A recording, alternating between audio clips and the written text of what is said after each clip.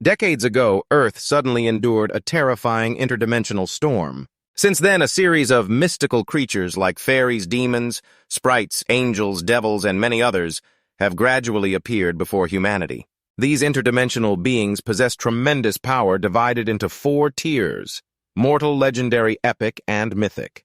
Their 6 abilities and destructive power far exceed human imagination. Unfortunately, humanity only belongs to the lowest and mortal tier. However, humans can cultivate elemental energy techniques to enhance their physical strength. Besides that, they have another way to become strong, hunt interdimensional creatures, extract their elemental crystals from their corpses to absorb. But not only do their formidable powers pose difficulties, the habitats they live in, treacherous lands, also put humans at life-threatening risk. Back to reality, in a classroom teacher. Thubak, the instructor of the Protagonist's class, is troubled watching his negligent student. The teacher loudly calls Chuvan but gets no response. He calls again, but silence remains. The whole class instinctively turns their gaze to a corner at the back where a male student, indifferent to studying, uses his book as a shield and sleeps soundly on the desk. Even when called by the teacher, he remains unaware. That is Chuvan, our protagonist, a young man with a shabby appearance but actually hiding astonishing power. Seeing Chuvan's rundown state, teacher Thubak sighs with regret. He suddenly recalls the principal's words from a bright morning when they were walking along a path on campus. The principal, in high spirits, once said, "Thubak, geniuses in this world are divided into 2 types. Do you know what they are?"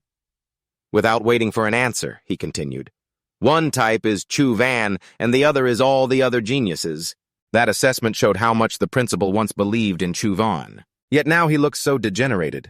When the bell announcing recess rings, Chuvan's most anticipated moment arrives. The young man who was just sleeping soundly suddenly jolts up like a zombie, exclaiming, "Let's get out of here." Then, as fast as the wind, he rushes out of the classroom. Teacher Thubak watches him go, shaking his head in frustration, silently thinking the principal was mistaken about him. Meanwhile, Chuvan pays no mind to others' gazes, striding hastily toward a secret place. Finally, he stops at the deserted sports field, a vague figure alone. What shady plan is Chuvan scheming now? He finds a hidden corner to sit down and immediately pulls out a mysterious phone. Since owning this device, his life has completely turned upside down. He no longer studies seriously nor trains diligently. All his time is devoted to playing games on the phone. Unexpectedly, to start the device, he drips a drop of blood on the screen and selects the dungeon. This time, the dungeon is a deep, dark cave in a mountain cliff outside covered with wild tree roots. He stealthily glances left and right carefully like someone with years of experience. Seeing no one around, he confidently uses a needle to prick his finger, dripping another drop of blood on the phone. The screen immediately switches, beginning to create the game character. When completed, a cute chibi version identical to Chuvan appears, adorable like a cheese stick. Without hesitation, he controls the character to venture deeper into the cave. Looking at the mysterious phone, Chuvan smiles.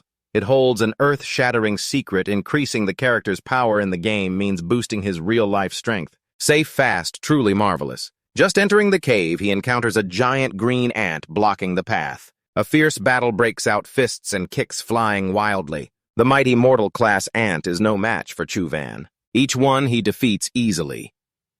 In the Federation, 16-year-olds cultivating elemental energy are not rare, but like Chuvan, achieving it through hard training without external help is as rare as stars in the sky.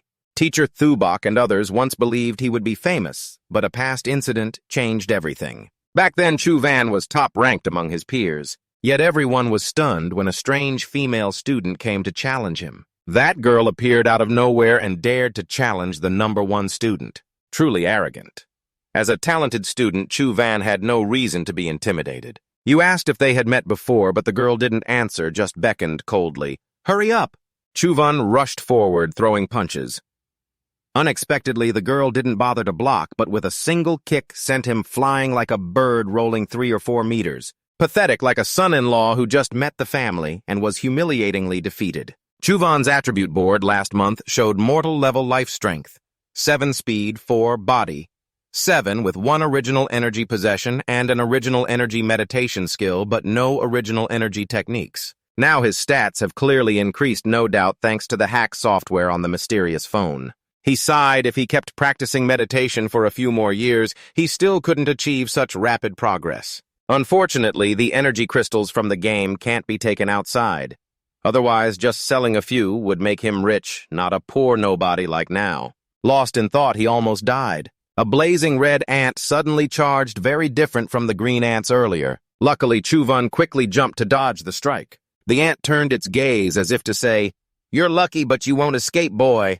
According to the system, this is a mutated red giant ant. After judging for a moment, he realized it was stronger and faster than the previous ones, but if careful, he still had ways to deal with it. However, this ant played dirty, snapping its fingers and summoning 500 ants as numerous as a Mongol army to swarm Chuvun.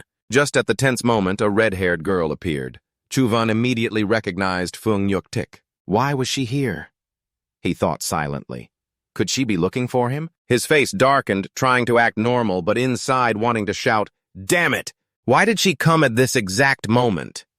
He absolutely could not let her discover the secret of the phone. Even while fighting, he couldn't leave, but he reassured himself after all others only see him as a failed gaming addict. What he didn't expect was that she came to invite him to join the year-end practical exam team.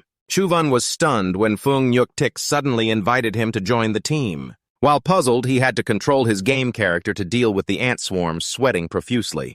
Seeing him flustered, Fung Yuk-tik explained, "I just want to get a high score in the practical exam, so I need strong teammates." "You're exactly the person I need." Chuvun was confused. In everyone's eyes, he was just a wreck.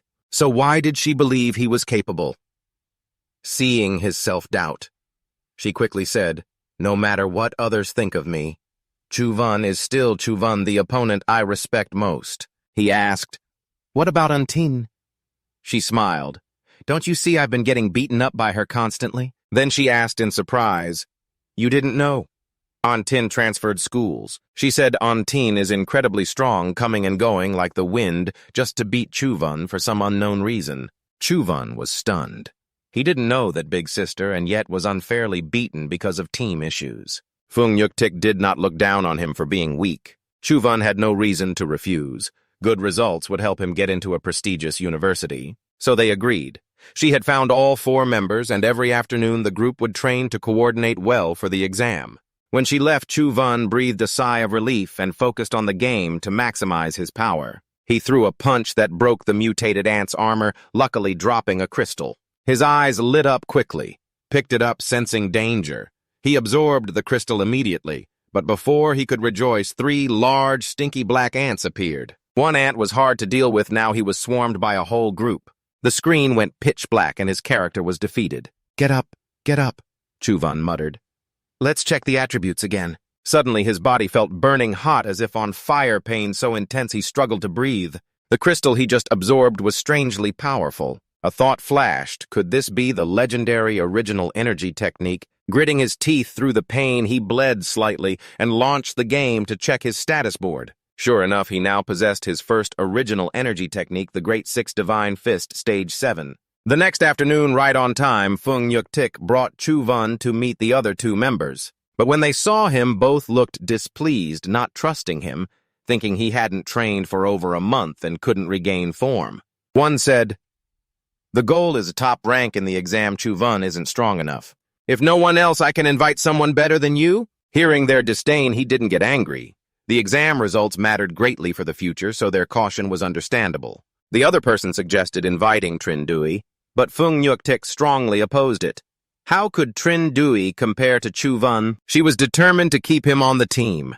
Seeing her resolve, the other person relented, saying if Chuvun could beat me one-on-one, then he could join. Chuvun immediately refused, saying no, real combat is too dangerous. If someone gets hurt, it would be troublesome. The other side misunderstood and thought he was afraid, then said the school has a strength testing machine, no one will get hurt, just less fun. He was determined to compete with his opponent.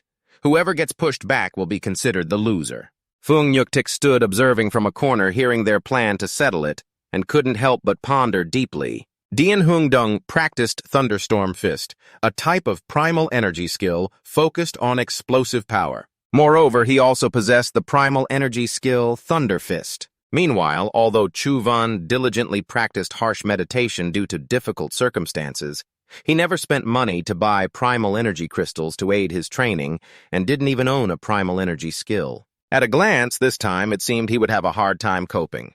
But contrary to everyone's expectations, the male lead still firmly walked to the Academy's strength testing lab. Chuvan faced the challenge. The two guys sneered mockingly and asked, "Are you afraid?" Chuvan scratched his head with a naive smile and replied, "Yes." But in his mind, he thought, "I'm only afraid that when I throw a punch, you'll be smashed to pieces." Before long, the whole group arrived at the school's strength testing machine. The male lead casually asked, "You punch first or me?" He smiled, signaling his opponent to act freely. Without hesitation, Dien Hung-dong immediately rushed forward and threw a powerful punch at the testing machine, wearing a smug grin. The strong strike echoed loudly. The force was indeed terrifying, drawing everyone's eyes to the numbers jumping continuously on the screen, indicating the striker's strength. Finally, the number stopped at 7.6. Chuvan silently calculated that the strength measured by this machine and in the game was slightly different, but not too far off. Before acquiring the mysterious mobile device, I also reached this strength level. After finishing, Dien Hung-dong arrogantly challenged the male lead to step up and show his strength, confident this time he would dominate Chuvan. The punch just now created a resounding sound throughout the hallway. Teacher Bakthut was leisurely strolling nearby and was drawn by the noise. Surprised he thought training at noon curious, he went to take a look. When he arrived, he didn't make a sound to disturb them, but was surprised to see Chuvan present and even preparing to throw a punch at the testing machine. Unlike the flashy Dien Hung-dong, the male lead gently raised his hand, creating a bright golden swirl before throwing a seemingly light punch. But that punch stunned the whole room. Everyone was left speechless with their mouths agape. The testing machine screen displayed the dazzling number 10. Teacher Bakthut, hiding outside the door, was astonished to his core. How could this be? The bald teacher immediately imagined a scenario that Chuvan was not declining, as rumored. His often dozing off in class must have been due to overexerting himself in training. Recalling what the principal had said, he thought secretly indeed the principal has sharp eyes. Strength level 10 is rare even in the discipline mansion. Secondly, Fung Nyuk-tik broke out in a cold sweat. Realizing that was Thon Queen, the hardest fist skill to train, achieving strength level 10. Without a primal energy skill was truly terrifying. Dien Hung-dong was furious, never expecting someone to surpass his strength. He pointed directly at the male lead. "Fine, you're qualified, but don't think you can defeat me." His head seemed to be steaming. Pushing Chuvan aside, he was determined to throw another punch to reclaim his honor. The two onlookers could only shake their heads in exasperation. Dien Hung-dong really was the type to die for face. This time he seriously used all his strength to unleash the primal energy skill, Thunder Fist. His fist was full of energy, emitting lightning-like sparks as if a thunder god descended.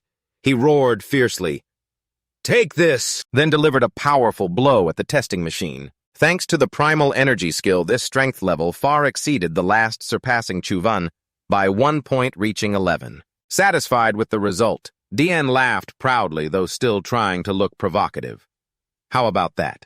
Scared yet?" Chuvan only reluctantly clapped half-heartedly, his eyes still fixed on the machine, making Dien impatiently shout, "Why are you just standing there looking like you've lost? Losing is nothing to be ashamed of." But Dien Hung-dong did not expect Nam-chin at this moment, was only hesitating, wondering if he would be held responsible for breaking the machine by mistake. "Our family is so poor. Where would the money to pay come from?" Seeing Chuvan hesitate, Dien confidently said, "Just hit it. If it breaks, I'll pay for it." Hearing this, Chuvan seemed encouraged and immediately prepared to throw the punch. He focused all his energy, emitting a brilliant light. Dien Hung-dong scoffed, thinking Nam-chin was just showing off. "Very impressive, huh? This is a specialized tool to measure maximum force, and it only withstands 20 points. Even high school students reaching that level are rare, let alone breaking it." Chuvan said nothing, silently delivering a punch with terrifying power like a thunderbolt, the light blinding like the midday sun that no one dared to look directly at. Fung Nyuk-tik, standing nearby, was horrified to realize Chuvan was using a primal energy technique. When the punch landed, the testing machine's screen cracked wide open, and the entire electrical system was completely destroyed. The whole room turned into a wasteland. None of the four present could believe a high school student could destroy a testing machine to this extent. Although the machine's maximum limit is 20 points, breaking it likely required an extraordinary primal energy technique. Teacher Bakthut, standing outside, recalled Principal Thubok's words. "Ah, there are two types of geniuses in this world. One is Chu Van, the other is all the other geniuses. Nam Chin sadly looked at Dien Huang Dong. Just now you said you'd pay for it. You weren't joking, right? Dian replied, Don't worry, we're brothers, just leave it to me. Phuong Nhuk Tik's eyes sparkled with interest, thinking quietly that this time she bet on the right person. This guy is even more interesting than I thought. On the bright path of twilight, Chu Van walked alone, troubled by what Phuong Nhuk Tik had revealed. Usually legendary powerhouses wouldn't bother with mortal-level students. Yet An Tin actually made a move against a mere mortal student like him, which is hard to understand. He and she had never met. Moreover, he had never left Quiduk Mansion, so how could he have offended such a person? Chu Van's mind was lost in chaotic thoughts. Nam Chin was deeply troubled and confused, but still couldn't understand why he suddenly heard a phone ringing that pulled him out of his trance. As soon as he answered, he heard Lao Ba's voice, which made him want to laugh and cry at the same time. Lao Ba laughed heartily and asked Nam Chin if he planned to attend his wedding. It turned out that Lao Ba, a single father who had raised his child alone for years and couldn't bear loneliness, was now working in a distant city, rarely seeing his son. Yet he was about to marry again. Who is Dad marrying? Chu Van thought to himself. Lao Ba was really something. He laughed smugly. Wait a bit, I'll send you a picture. Just a moment later, Chu Van received a photo of his future stepmother, a very beautiful woman. Lao Ba bragged, How about I find you a stepmother? Is it NDT or her name is Ao Duong Nam? He also announced the wedding would take place in Luoyang in about a week. Unfortunately, that coincided with the practical exam period, so Chu Van had to inform him he couldn't attend. By the way, he asked Lao Ba about the biscuit tin in the attic. Seeing Lao Ba didn't remember clearly, Chu Van described it in detail. It's an old metal box with biscuits painted around it. When I was little, I used to eat that kind of biscuit, but they're not sold anymore. It's probably a leftover box from before. Yes. Chu Van added, I found a cell phone inside. Did Dad put it in there? Lao Ba thought for a moment and then recalled roughly, it was a white phone black screen. No buttons. But it wasn't his. It was left by your grandfather. He told how Chu Van's grandfather used to be a carpenter in Quy Duc Old Town, where many buildings were being renovated. One day he dug up an ancient well that flickered with light inside. The workers thought they had found a treasure, but it turned out to be an old wooden box containing a broken phone that couldn't be turned on. It had no charging port or buttons. Everyone was disappointed, thinking it was a prank, and gradually forgot about it. Chu Van's grandfather casually put it into a tool bag to bring home. When Chu Van was little, his Lao Ba was mischievous and tried to sell that phone for pocket money, but no one bought it, so he threw it into the biscuit box. Chu Van thought to himself how lucky it wasn't sold. Otherwise, he would have cried his eyes out by now. It turns out the phone originated from Quy Duc Ancient City, coincidentally also the site of the practical exam. He decided that if he had the chance, he would find out more. As time passed, Chu Van's daily habits remained unchanged. Whenever he was free, he was absorbed in playing games anytime and anywhere. In class, he was carefree, as if at home sleeping soundly while his friends studied diligently. He only knew to lie down at the back of the class and continue his nap. In the afternoon, he practiced teamwork with his teammates. During break time, he yawned widely and ran to a quiet spot to bury his face in his phone. A few days later at school, while the students were playing around, they accidentally bumped into a strange man. This man's aura was intimidating. Just one glance made the students tremble. Everyone was curious about who this mysterious figure was. Meanwhile, elsewhere, Dien Hung Dung repeatedly apologized to Chu Van why can't join the team.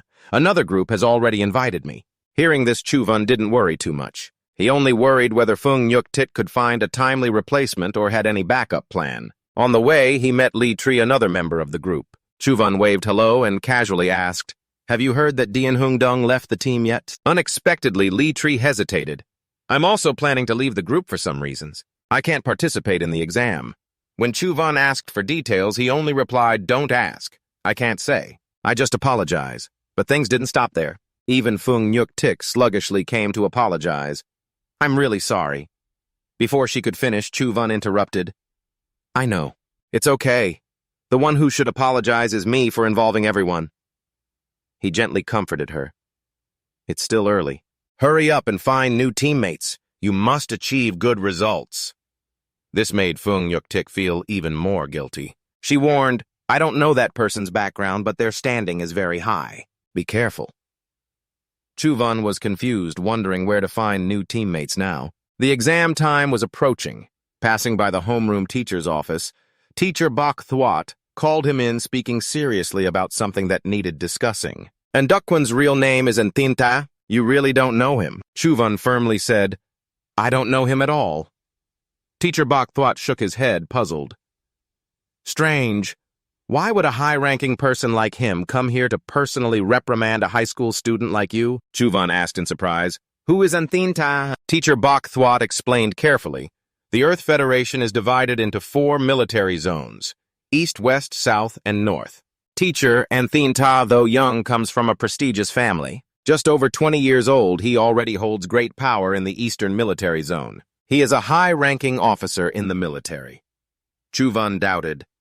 "Does he want to target me?" The teacher replied, "Not necessarily, but with his status, he surely has many sycophants ready to cause trouble for you." The teacher sighed. "If he is such a big official, wouldn't he know that just one word from him could ruin someone's future?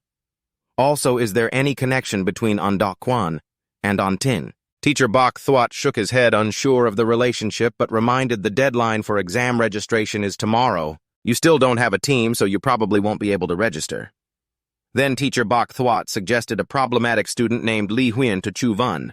"If he agrees to form a team with Nam Chin, no one would dare to give you trouble anymore. However, the condition is that Chuvan must fully support Li Huyen to achieve excellent results, and he must become the best player in the Nam Chin team." Thinking it over, he asked, "You mean you want me to be Li Huyen's lackey?" The teacher replied, "Though you can't win first place compared to being disqualified from the exam, this is still a good option." After reconsidering, Chuvan thought the teacher was right, so he reluctantly asked him to contact Li Huyen on his behalf. On the way to Nam Chin, he called Lao Ba on the phone to ask if he knew anyone named Ondok Kwon, also known as Anthin Ta. Unexpectedly, Lao Ba, who was usually unreliable, asked back, "How do you know Anthin Ta is my new big brother?" Hearing that Anthin Ta was Lao Ba's big brother, Chuvan was shocked, his heart nearly dropping. "Oh my God, I suddenly have a big brother, and this big brother even comes to school to give me a hard time. This is just terrible luck." But that wasn't all. Lao Ba also added, "Anthin Ta is Tiu Lam Nyun, and you also have a younger sister named Antin." At this point, Chuvan broke out in a cold sweat and hurriedly asked Lao Ba, "What is your relationship with Anthin Ta?" Old Ba laughed loudly. "Very good. Thien Ta and Antin both respect me greatly." After ending the call, Chuvan was tangled in confusion. If that's the case, why are they dealing with me like this? Could it be that they don't support Old Ba marrying Ao Duongnam? The more he thought, the angrier he got, telling himself, "Antin rushed at me and smashed me to pieces, and Thien Ta's one sentence made everyone distance themselves from me." But thinking back, it was just because I wasn't strong enough. Back in his room for the past few days, Chuvan kept burying himself in games everywhere, but his luck was truly terrible. Except for the first time when he got a crystallized energy orb, the following days were full of bad luck, gaining nothing but loneliness. Suddenly, Chuvan stopped complaining because this time he was luckier picking up a symbiotic egg. With it, he would possess a symbiotic pet. According to Nam Chin's knowledge, symbiotic pets rarely appear at the mortal stage, usually only at the legendary stage. He bent down to pick up the egg, but as soon as he touched it, it shattered, turning into a blood-red light that entered Chuvan's body. A painful sensation spread throughout his body, but he felt a submissive will from it. When he woke up, his head hurt like it had been hammered, unbearable. Looking around, he saw nothing, as if it was all just a dream. But when he looked down at his arm, he was startled. A blood-red seal clearly appeared. "What the hell is this?" And he wondered then, suddenly thought, could it be that the symbiosis succeeded? He hurriedly opened the status panel to check mutation, great strength, mortal rank. Strength 9, speed 5, constitution 9, energy 9. Talent, skill, great strength, divine fist. Symbiotic form, Sao Fist. Chuvan was excited and wanted to summon it immediately, but didn't know how. It didn't take long. When he imagined its image in his mind, a red light appeared, forming a glove that covered Sao's fist. It looked extremely cool, engraved with images of mutated great strength. Definitely a symbiotic form, he thought. I heard it will support the user, and with great strength, it's very likely to increase power. However, since he was in his room, he dissolved the form and decided to summon the pet to see it clearly. But according to Chu Van's will from the seal, red mist spread out gradually, forming a blurry, primitive beast silhouette. When it became clear, a huge, fierce giant ant appeared, frightening him. Wasn't it cute in the game? This is a bit scary, but I have to admit it's extremely cool, many times bigger than Chu Van. He thought, next time I go out, I have to try riding it to see how it feels. The next night, as promised, Master Bok Thwat drove Chu Van to meet Li Huyen. He was an open-minded guy, but not exactly evil. Master reminded him that he was only here for the exam, don't pay attention to other matters. Chu Van nodded. Don't worry, Master, I know what to do. Finally, the two arrived at a lavish mansion that made a poor guy like Chu Van gasp in awe. The outside was already splendid, the inside even more luxurious. Li Huyen was sitting holding two beauties on each arm, laughing loudly. Old man's here, sit down and have a drink. Master Bok Thwat declined. I have class this afternoon, don't want to waste time with this open-minded guy. Master went straight to the point, introducing Chu Van as the chosen one, his strength very strong, sure to help you achieve good results. Li Huyen looked at Chu Van with a cold smile. Don't worry, out of respect for the old man, I'll let him join the team. Getting top group results shouldn't be hard. Master Bok Thwat finished the registration procedures and told Chu Van to stay for the next few days to get to know Li Huyen better and prepare for the exam. Li Huyen looked at Nam Chin and asked, You're Chu Van, right? I heard you're the #1 genius of Quiduk High School. Chu Van shook his head, just a rumor, not true. But Li Huyen pressed on with a disdainful attitude. That's understandable, there's no genius in this Quiduk mansion. He even brought up how Chu Van was defeated by An Tin in just one move, weak and claiming to be a genius. No need for cooperation practice or anything. You just need to join the team, I'll take care of the victory. Ridiculed Chu Van remained calm as if nothing happened. Buried in his phone, he nodded in agreement. He thought to himself, what a joke, someone else worries all the way. And he still has time to play games. Why refuse? Chu Van didn't care. Still buried in his phone, replied he didn't drink alcohol. Thanks for the kindness. Master's attitude was indifferent all day, only playing the main character's game. Li Huyen misunderstood that Chu Van was just discouraged by some criticism and not worth paying attention to. He thought Master Bok Thwat lowering himself to beg from someone like that was really not worth it. Suddenly, Li Huyen decided to tease, wanting to make Chu Van lose focus. He signaled a red-haired girl with a huge soul to approach and seduce the male lead. She, with a confident and attractive appearance, came closer and sweetly asked what game he was playing and if it was fun. Chu Van coldly replied it was very fun. The girl sitting close by coquettishly asked if that game was as fun as playing with her, but the male lead remained like a log unmoved. Seeing this, she got annoyed and grabbed Chu Van's chin to turn his face toward her. Unexpectedly, at that moment in Chu Van's game, a tense battle was happening. A new alien element creature, Silver Medicinal Thought, appeared at a terrifying speed, making him unable to hit it. On top of that, the annoying girl beside him disturbed him, making him even more irritated. Frustrated by the critical situation in the game and being bothered by her, Chu Van angrily pushed her hard, causing her to fall flat on the floor. Truly, a guy who doesn't care about delicate things.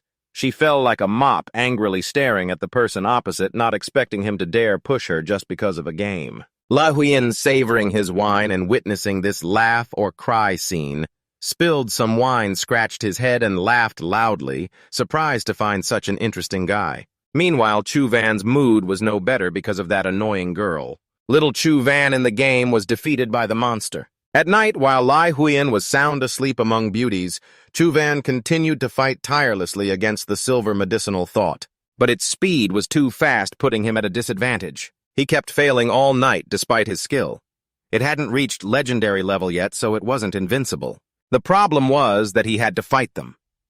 The Great Strength Divine Fist could inflict heavy damage but took too long to execute. Chu Van pondered and suddenly thought about combining the Great Strength Divine Fist with the Inch Fist he had mastered in the game. Reality had a close connection. If he could combine the two moves in real life, it would also work in the game. Thinking it through, Chu Van began practicing combining the two techniques, seeking inspiration, staying up all night without sleep. He played the game while practicing his fists late into the night. This strange behavior caught Li Huyen's attention. Curious, he watched what moves this guy was practicing. Inch Fist. But the movements and the way he launched them were too big. At first, Li Huyen thought Chu Van was hiding his skills, but then lost interest, thinking he was being suspicious. and went back to his bedroom to sleep. The university entrance exam, the hope of many students, finally began. Chuvan, like many others, focused on finishing the theory test. A few days after the theory ended, he and a group of students boarded a bus heading to Quiduk Ancient City to participate in the practical test. This place, influenced by alien element water awakening, had turned into an alien element zone. The surrounding plants and animals were mutated, making the area extremely dangerous. The army was equipped with weapons and guarded strictly. Outsiders were not allowed in. Lai Huiyan and the other 2 team members hadn't arrived yet, so Chu Van decided to take a walk around the area near the huge, majestic city gate, admiring and looking up at the towering walls. Chu Van suddenly discovered a strange, bizarre seal. What exactly was this? He was curious. At that moment, the mysterious phone in his pocket vibrated, startling him. Thinking Old Third was calling, but then he realized something was unusual. This phone didn't have call functions. It had never been used before, so why was it working today?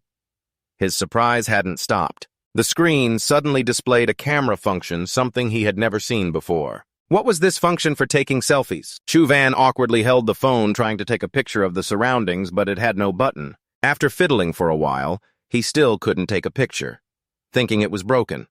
Everything was normal until he accidentally brought the strange seal on the city wall into the phone's view. Suddenly, the phone beeped continuously as if confirming something. The screen changed, showing something being automatically downloaded. Chu Van vaguely associated this with something but wasn't sure yet. Unexpectedly, his intuition was right. The mysterious phone had turned Quiduk Ancient City into a game dungeon. With nothing else to do, he bit his hand to draw blood and used it to log into the game. Xiao Chu Wen walked through the copy, unable to help, but exclaimed that it really had turned into a game. After going a bit into the city gate, Chu Wen encountered the first alien creature, a dry-bone soldier. As soon as it saw humans invading, it charged in to attack without a word. Although it was the first encounter after a few moves, Chu Wen judged its speed and strength were not too strong, much easier to handle than those ants. He gathered strength into his arm and threw a powerful punch. If I got beaten by those big smelly ants, how could I not beat you? One punch struck and the dry-bone soldier shattered into pieces. Luckily, he picked up a blue crystal, unbelievable to get a skill crystal on the first try, a lucky spirit crystal. Finally noticing him, Chu Wen absorbed the crystal without hesitation. Immediately, a stream of blue energy entered his body, but this time he didn't feel pain, like when absorbing the great force divine fist. If he remembered correctly, the dry-bone soldier's skill was dry-bone spear, a low-level elemental skill with small power but low elemental energy consumption. When I get deeper in, I'll test its power. At this time, Chu Wen summoned a giant force warhorse and climbed on it. One man and one ant dashed forward looking cool like they were racing in the Li Huang Open Cup. The deeper he went, the more dry-bone soldiers appeared, but they were all smashed by Chu Wen, his momentum surging forward like a roaring song. However, the joy didn't last long. Chu Wen's face darkened with frustration, realizing that except for the first crystal, he hadn't picked up anything else along the way. Just then, Chu Wen was startled by a sudden sound. Curiously, he asked what was in front of him. It turned out that because he had defeated too many of the enemy's minions, their boss had come all the way to the gate. It was a dry-bone boss riding a warhorse holding a spear. Its whole body was engulfed in raging flames. At first, its eyes looked fondly at Chu Wen, but suddenly they turned icy cold. The terrifying glare was as if it had just swallowed an overdose of elixir. It charged straight at Nam Chin. In the blink of an eye, the monster appeared before him. Unexpectedly, its speed was that fast. Truly, the boss of that group was formidable. Chu Wen hadn't even uttered a word before both he and his ant were pierced through by a spear turning into skewered meat. A player holding a phone saw the words "Game Over." Chu Wen was still stunned, not understanding why he lost so quickly. Putting away his phone, he looked toward the city gate and silently thought this enemy was too strong this time. He hoped that in the real battle test at the ancient city he wouldn't encounter it. Suddenly he heard a noise behind him. He reflexively turned around and unexpectedly saw Anting, that Bala demoness. Who knew she had been standing behind him all along? Her face was not friendly at all. Without a word, she threw a punch at Chu Wen. He could only swallow hard, thinking she was legendary rank while he was still mortal rank. This little fan is going to get beaten. But unexpectedly, Anting stopped her attack. She pulled out a USB and coldly said, "Your third brother asked me to give this to you." She continued with contempt. This time, Uncle Fang's effort was wasted. Even if a fallen person has good stuff, it's just wasted. Before leaving, she left a warning, never claim to be part of the N family again. The N family doesn't have weak and incompetent people like you. Chuan clenched his teeth in anger. Since when did I become part of the An family? She beat me to pieces. My brother causes trouble. Clearly, I'm the victim. He could only blame his miserable fate. The victim's life is too salty, so the next generation is thirsty. Who told third brother to be so ruthless? Just as he was dazed, he heard his name called. It was Li Xuan leading two subordinates appearing. Truly a young master going into real combat looks like he's on a vacation. Dressed sharply, Li Xuan slung an arm around Chu Wen's shoulder and laughed loudly. I accepted the old master's request. This time, just relax and enjoy the wins. Follow me and leave all the point scoring to them. Hearing Li Xuan say that Chu Wen was secretly relieved. Drooling almost. Great, no need to try hard. I still have time to play games. The two henchmen confidently patted their chests. Leave everything to us. But Quiduk Fu is as small as a nostril. How could there be a genius? I alone am enough to help Brother Huyen get first place. The other guy was no less confident. I will definitely give it my all so nothing goes wrong. Chu Van, standing nearby, realized they were ignoring him. They didn't even bother to introduce themselves. Truly just human-shaped tools, he thought silently. A guard holding a walkie-talkie announced the approaching time. Everyone quickly gather at the designated spot. Fung Yuk-tik and her teammates also hurried to the meeting point. Passing by Chu Van, she smiled and gave him a thumbs up, wishing him luck for a high score. Chu Van returned the gesture, also hoping she would do well. Let's do our best on time.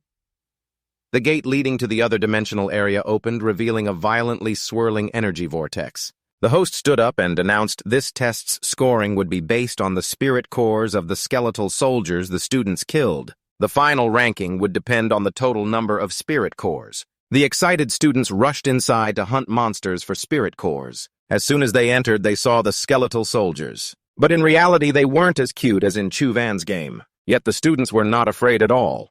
Instead, they excitedly charged forward. The skeletal soldiers were quite weak, so the students easily defeated them. It was just a matter of time. Especially the two mercenaries from Li Huyen handled them smoothly like cutting butter. Watching each skeletal soldier being smashed apart, Chu Van leisurely thought he had nothing to worry about. He had more time to play games. He immediately pulled out his phone and started playing as usual. Li Huyen was speechless seeing this. Playing on your phone at a time like this. But Chu Van's eyes brightened when he realized the surroundings looked exactly like in the game. From the city gate to the surrounding architecture, a terrifying thought flashed. Could the game's setting be taken entirely from reality? That terrifying Skull Knight must be somewhere here too. Luckily, according to the game map, that area was still quite far away. As long as he didn't leave the competition zone, he wouldn't encounter that monster. But life's not a dream. Chu Van suddenly screamed loudly when he heard the group planning to move deeper inside and saw his panic. The three turned around and looked at him as if he were an idiot. The skeletal soldiers had already been cleared out quite a bit, and the monster refresh rate was quite slow. A blonde guy suggested, "To get a high score, we have to go deeper to kill more monsters." Chu Van kindly reminded everyone that going deeper might be dangerous. The blonde guy angrily said, "If you're scared, stay here alone. To be number one, you have to go deeper and kill more monsters." The guy wearing a black hat agreed. "I have a map of the nearby area. As long as we don't go too deep, it should be fine." Seeing their reasoning, Li Huyen nodded. "Let's go." Chu Van has unexpected issues, but they have it covered, no need to worry. Chu Van was awkward, unable to say directly that a huge monster was waiting ahead to take their lives. So he followed, thinking if they met it, at least he could help Li Huyen escape. So the four of them went deeper at a fast pace. The monsters blocking their way could only blame their bad luck when the blonde guy kicked one to death instantly. The black-hatted guy was no less fierce. He threw a punch like thunder, smashing the monster's chest until it died like never before. Do whatever you want to do, Chu Van thought silently. Walking behind the group, Chu Van strolled leisurely, holding his phone focused on playing the game. But contrary to his relaxed appearance in the game, he was getting torn apart. The power gap was too big. Every time he faced the boss Nam Chin, he immediately turned into a kebab. He kept dying countless times with the game over message mocking him. Chu Van's face darkened in frustration. No matter how he dodged left or right or jumped, the boss's attacks easily defeated him in one hit. Its power was even more overwhelming than the silver-winged flying ants. However, it wasn't without gains. Chu Van keenly noticed the boss didn't maintain high speed continuously, but only surged suddenly when attacking. This must be some kind of damn energy technique. He thought to himself that at this rate the whole group would end up getting boxed meals. Meanwhile, Lai Huiyan's two henchmen kept hunting monsters relentlessly. When they defeated a dried-up skeletal soldier, a red core pellet dropped. The blonde guy immediately picked it up and handed it to Lai Huiyan to claim the spoils. Lai Huiyan happily praised everyone, saying they did a great job. Seeing no way to handle the boss, Chu Van suggested they had enough points and the two should head back. But before Lai Huiyan could decide, the blonde guy angrily shouted, "It's still early, why rush? You don't need to step in." The guy with the hat agreed. "Let's kill a few more to be sure of the win." Lai Huiyan checked his phone for instructions and saw no record of legendary-level alien creatures nearby, so he said it was fine to move forward. Seeing Lai Huiyan about to continue, Chu Van couldn't stand it and grabbed his hand to stop him. "Stop." He said he had a sixth sense since childhood. Whenever danger approached, he'd feel uneasy, and it was always accurate. The important thing was that this feeling was very intense now. Hearing this nonsense, the blonde guy snorted disdainfully and pointed at Chu Van's face.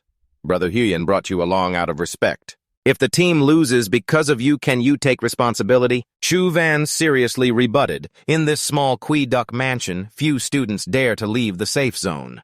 "I've got a high score already.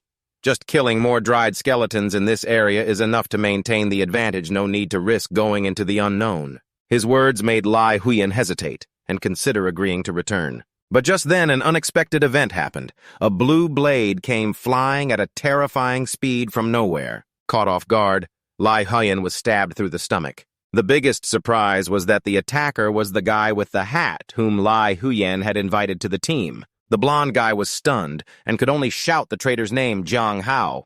He thought that just yelling Jiang Hao's name would make him drop dead. But being too slow, the blonde guy was also slashed once, and it was unclear if he survived. Looking down at the defeated opponent, Jiang Hao muttered something Chu Van couldn't hear, but guessed he was thinking, "What kind of monster have you been eating to be this stupid?" Despite severe injuries, Lai Huiyan stood up again. The huge wound closed so fast it was visible to the naked eye. His gaze sharper than ever, he almost whispered, "He's the second brother you sent right." Jiang Hao was shocked to recognize it as the innate, invincible divine skill. Unexpectedly, a playboy like Lai Huiyan had mastered this top-tier primal energy technique. Unlike primal energy skills or core pellets from alien creatures, human primal energy techniques are distilled from humans themselves with cultivation methods determining limits. The innate, invincible, divine skill is primal energy far beyond the mortal and legendary stages, enabling the user to reach the rare Reaper level. But it is said that to cultivate this skill, the practitioner must be a pure male. Losing virginity would ruin all efforts, just like the Ghost Flower Manual in Jin Yong's stories. What amazed everyone was that a philanderer like Lai Huiyan was still intact. The blonde guy, tough as a leech, got up and scolded Jiang Hao. "I didn't expect you to help Lai betray Brother Huiyan." Jiang Hao swung his sword calmly. "Two kings can't share one mountain. This is just my choice." Lai Huiyan was furious. He never intended to compete with the second brother, but was pushed into a corner. Jiang Hao sneered coldly. "If you want to blame anyone, blame yourself for pretending to be a pig instead of being one." With that, he slashed swiftly toward Li Huiyan like the wind. It seemed the blade would seriously wound Li Huiyan, making defense difficult, but no. He just leaned lightly and easily dodged. The blade flew far away, stabbing into the ground and causing a tremendous explosion. Even seeing Lai Huiyan escape, Chu Van and the blonde guy couldn't feel happy, only more panicked. They realized Jiang Hao possessed a fierce, fake, violent Qilin and extraordinary power. The blonde guy shouted in disbelief. "It's just a mortal-level being. How could he own a legendary creature?" In contrast, Lai Huiyan calmly explained without worry, "Nothing strange. As long as a legendary being willingly pays a high price to transfer an alien creature's egg to someone else, it's possible." At the same time, he pulled out a yellow egg. Jiang Hao, holding the fierce blade, approached and praised Lai Huiyan. "You're smart. Looks like your second brother wasn't wrong. But smart people usually don't live long." He rushed forward, swinging his blade down, determined to take Li Huiyan's life. But something unexpected happened. The playboy heir, once considered useless, gripped the blade firmly with his bare hands. This action terrified Jiang Hao, completely shattering his initial perception. Not stopping there, Lai Huiyan's arm suddenly transformed, covered in hard scales like obsidian, black as a beast's claw. His eyes turned icy cold. The image of the carefree young master vanished, replaced by a monster risen from hell. With just a light strike, Lai Huiyan knocked Jiang Hao away, slamming him hard to the ground, tumbling like a kite with a broken string flying 4.5 meters before stopping. Jiang Hao was horrified, never expecting Lai Huiyan to also possess a legendary creature. As the dust cleared, Lai Huiyan appeared like a war god, his entire body covered in dark iron armor, his sharp gaze fixed on the traitor. He stepped forward toward Jiang Hao, who was filled with extreme fear. Seeing he couldn't fight back, Jiang Hao hurriedly fled like the wind. But Lai Huiyan wasn't about to let the traitor go after all he had done. He powered up and charged after him like a comet. The worst off was Chu Van, only at the mortal embryo level, while the other two both had legendary creatures. Worse, he realized the direction they were running led straight to where the giant crab boss reigned. Chu Van silently cursed his luck and hurried after them to stop them, but was too late. Annoyed at losing their trail, the blonde guy, as tenacious as a leech, woke up and shouted, "Why didn't you chase after Brother Huiyan? What are you just standing there for?" Chu Van replied indifferently. "I beg you, if you're so good, you go ahead then." The man angrily yelled at the coward for endangering Brother Huiyan by taking care of a useless guy like him. No matter what he said, Chu Van knew he wasn't cowardly. It was just that chasing after them wouldn't solve anything against the two legendary creatures of Li Huiyan and Jiang Hao. He couldn't help any further. The terrifying giant crab boss awaited ahead. If they encountered it, even with legendary creatures, both would hardly escape death. Going there now would only be throwing themselves into the trap. Thinking quickly in this urgent situation, the only way to help Lai Huiyan was to figure out how to deal with the boss in the game. Little Chu Van quickly sought out the boss in the game. This time, the boss's minions were much fewer than usual. By instinct, Chu Van wanted to retreat from the overwhelming assault, but his reason stopped him. Running away meant certain death. Just as expected, when approaching the boss, it swung its spear down like lightning. But this time, Chu Van flipped away under the horse's body. The boss was furious at being tricked, swinging down again, but missing. It swung its spear horizontally, but Chu Van nimbly dodged all attacks thanks to experience from previous times he'd been skewered. No matter what angle it attacked from, he reacted in time. Enraged at being taunted by the brat, the boss unleashed its ultimate move to purge the intruder. Chu Van broke out in cold sweat had the boss already unleashed its ultimate move. As predicted, he was nailed to the ground again. Turned into roasted meat, dead as dead can be, but there was no time to try again. Chu Van put away his phone and thought, "I'll go ahead first and figure this out." But this time, despite failing, he discovered a blind spot under the boss's horse. If he leveraged it well, there was a chance to survive. He hurried to the scene of Li Huiyan and Jiang Hao's fight. Judging by the intense battle marks, he guessed they weren't far. Sure enough, after a short distance, Chu Van saw the two figures approaching. To his surprise, it was Lai Huiyan and the blonde guy, but Jiang Hao had disappeared. The blonde guy angrily asked why they had just arrived now. Chu Van ignored him and asked if Lai Huiyan was okay. Lai Huiyan's expression was grim. "The situation wasn't looking good, Chu Van." Looking in the direction Lai Huiyan pointed, Chu Van was startled and horrified at what he feared most. A giant skeletal night boss riding a warhorse wielding a long, sharp spear like the Saigon Bridge radiating an intense blue flame. He gawked. This was the true form of the skeletal knight. Nothing like the cute boss in the game at all. From one shock to another, unexpectedly, Jiang Hao, thought to have vanished, appeared stealthily hiding behind the skeletal night boss. Even more shocking, he wasn't attacked by it. A whole series of question marks formed in Chu Van's mind. Observing closely, he was sure it was because of the armor he wore. Thinking about the possibility that the armor is another legendary-level creature. Chu Van, a poor man who just wanted to give up on life. Truly crazy about the deadly envy of the rich life. He turned to tease Lai Huiyan. "It seems your brother really wants to kill you. This scheme is quite serious." Suddenly, the boss's deep voice rang out. "The intruder must be eliminated." The cold sound left no time for the two to talk. It urged his horse forward. Seeing the critical situation, Lai Huiyan pushed Chu Van back and shouted to retreat quickly. He stood in front, casting a skill to create a sturdy shield to block the boss's storm-like attack. But what Lai Huiyan didn't expect was the opponent's overwhelming power. The shield quickly cracked and shattered after just a few seconds. The impact caused a shockwave explosion, sweeping the area, sending dust and rocks flying everywhere. The chaotic wind scattered wildly. The weak blonde man was blown away like a kite with a broken string. Chu Van struggled to defend silently, thinking he hadn't finished worrying about himself yet. He could only blink and watch him fly away. But that tough guy wasn't dead yet. He only coughed up a bucket of blood. Truly a resilient king. Despite being seriously injured, he still acted gallantly, shouting, "I'm fine! Chu Van, help Brother Huyen!" Over there, even though the shield was broken, it reduced the boss's attack force, allowing Lai Huyen to hold on. But before he could catch his breath, a vicious beast suddenly charged and bit him. Luckily, Lai Huyen reacted quickly and created a new shield to block the attack. His voice was deep now, coldly looking at the attacker who ambushed him, but he wasn't free-handed either. The attacker was Zhang Hao, a shameless traitor to the extreme. Taking advantage of Lai Huyen's focus on the boss, he attacked from behind. He even taunted, "I want to see how long you can hold out against two enemies." He charged up to join the boss in attacking Lai Huyen together. Li Huyen had to block the boss's super-strong blows while dealing with Zhang Hao. Li Huyen immediately fell into a disadvantageous position. Chu Van stood outside, watching his heart burning with anxiety. At this rate, Li Huyen was sure to die. He made a bold decision and shouted loudly, "Lai Huyen, I will hold the boss back. You take as long as you need to defeat Zhang Hao." Li Huyen, struggling to defend, gritted his teeth and replied, "I need 2 minutes." Even in a weak position, he was confident that 2 minutes was more than enough. "You just hold it back." Zhang Hao overheard the conversation and sneered, "A mere mortal dares to fight a bone knight, truly courting death." Chu Van didn't bother and took off his jacket, declaring, "I'll buy you those 2 minutes."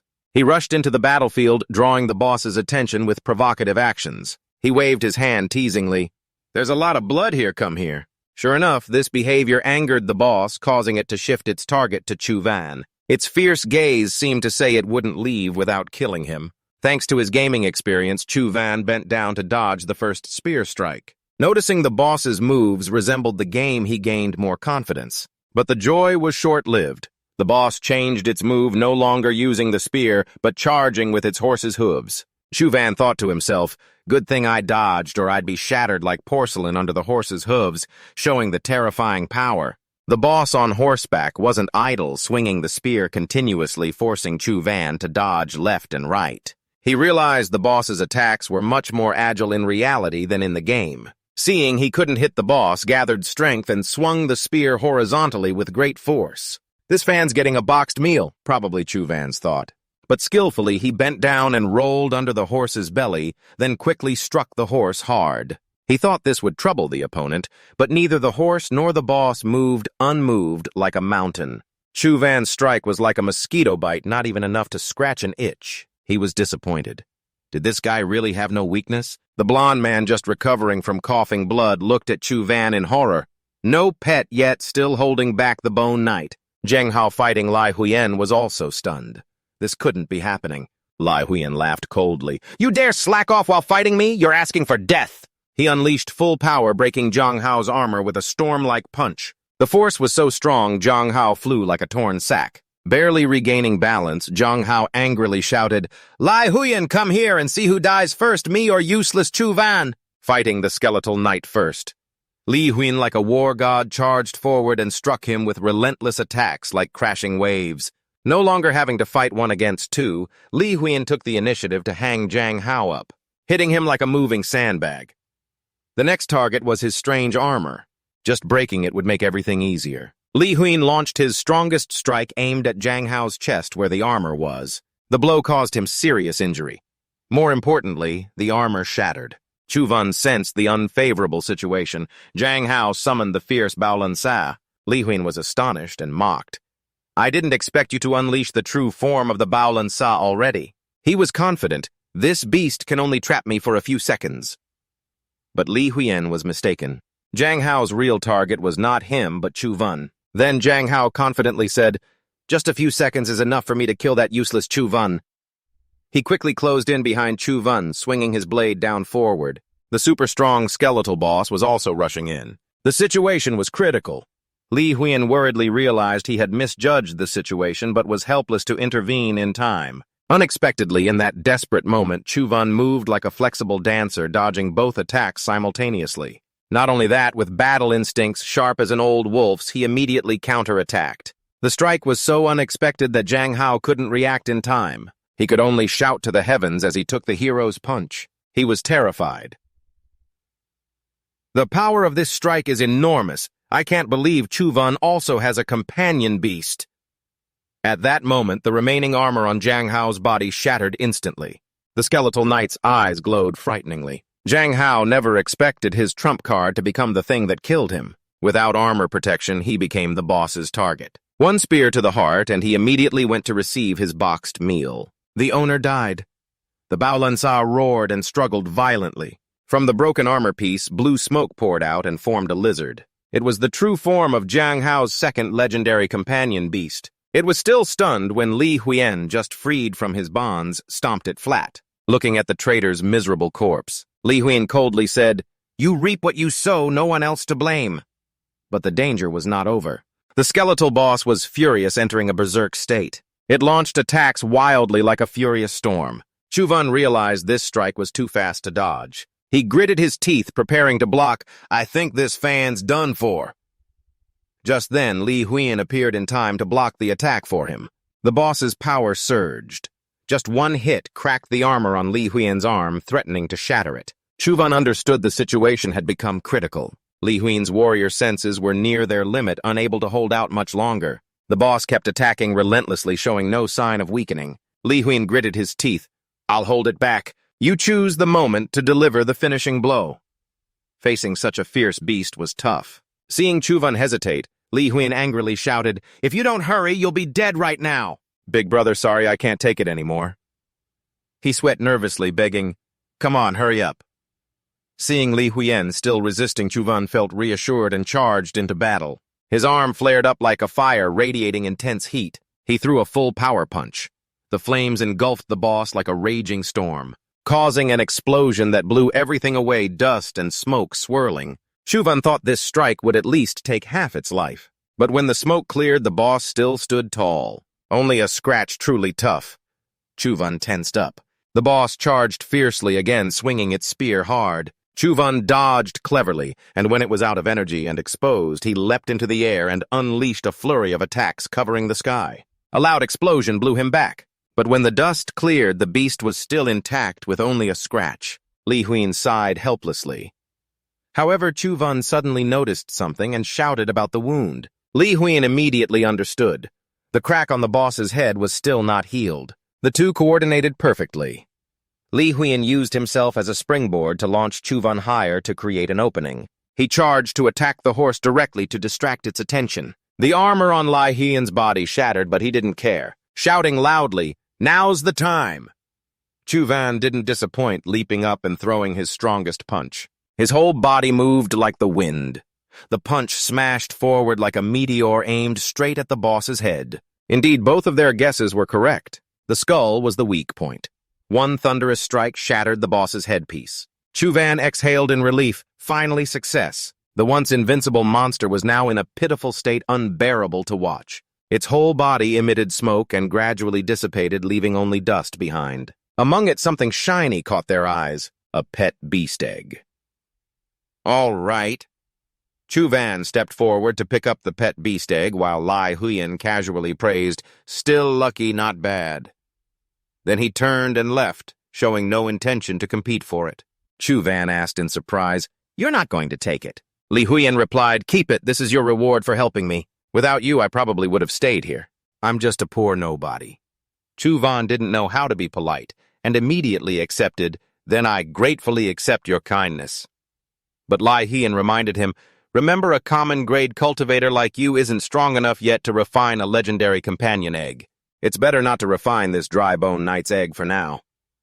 Meanwhile, Li Huyen showed interest in the pet on Chuvan's arm. He asked, "How did you get a companion certificate like that?" "I had to rely on the innate, unbeatable divine skill just to barely become a mysterious armored warrior." At first, he thought Chuvan was hiding skills, but when he found out it was just a common-grade pet, he lost interest. Li Huyen explained, "The weaker the creature, the harder it is to nurture companion eggs. In other words, common-grade eggs are even rarer than legendary ones." He was jealous and pressed, "Where exactly did you find that thing? Luckier than me." Chuvan dodged, changing the subject to Jiang Hao's death. Li Huyen was indifferent and didn't care. "He brought it on himself. I'll handle it after the battle. Their relationship became closer. Lai Huiyan slapped Chu Van on the shoulder enthusiastically. Once you're out, if you want to go to college, just tell me. I'll help you register. Finally, the three-person team successfully left the alien dimension. Li Huiyan went to talk with the person in charge of handling everything. They happily said goodbye. Being a poor nobody, Chu Van had no private car and had to take the bus home. At the stop, he got off and walked, but for some reason felt a cold atmosphere. He was confused, wondering, have I played so many games that I'm anemic? I heard red sugar water is good for blood, not sure if true or not. While walking, he accidentally stepped on something. He stopped and was startled to find a person lying on the road, thinking it was a corpse. Chu Van shouted, but the old man's dry cough startled him back to reality. The man was still alive. Feeling compassionate, he helped the man sit up, leaning against the curb, and asked if he was okay. The old man woke up with a bright smile, saying he was fine, just an old illness flaring up. Hearing this, Chu Van felt relieved and was about to leave to rest, but the old man called out, "Hey, young man, meeting like this is fate. Sit down and talk with me." The old man coughed harshly as if about to cough up a lung. Chu Van thought he said he was fine, so he'd just let him ask a few questions and then leave, but the old man's awkward question caught him off guard. "Do you like girls with big souls or small?" Chu Van was stunned, wondering what kind of question that was. He stammered and scratched his head. "Maybe choose the girl with the small soul." The old man laughed heartily. Exactly a small soul is true love. Only babies still on milk like the big ones." Chu Van was bewildered. "Oh man, I meant a big soul is inconvenient in battle, hard to keep balance, not like you think." The old man didn't stop and asked, "Between a warm, coquettish girl and a fierce, stubborn girl who doesn't listen to reason, who would you choose?" Chu Van stammered, thinking who wouldn't like a warm girl, and said to him, "When will you be done?" Regretting deeply, he just wanted to go home, shower, eat, and play games, so he blurted, "I like the sour, fierce girl who doesn't listen to reason." Thinking the old man would be bored, he was surprised when the old man burst out laughing, eyes sparkling. "I found my soulmate. Women like that are interesting, adorable. Warm and soft girls are boring." The old man praised, "You're young, but your eye for girls isn't bad, rare indeed." Chu Van inwardly cursed his mistake. You can't use common sense on crazy people. He thought of Antin Balasat, fierce and stubborn just like the old man described. The old man laughed knowingly. "Few have eyes like you, truly a talent."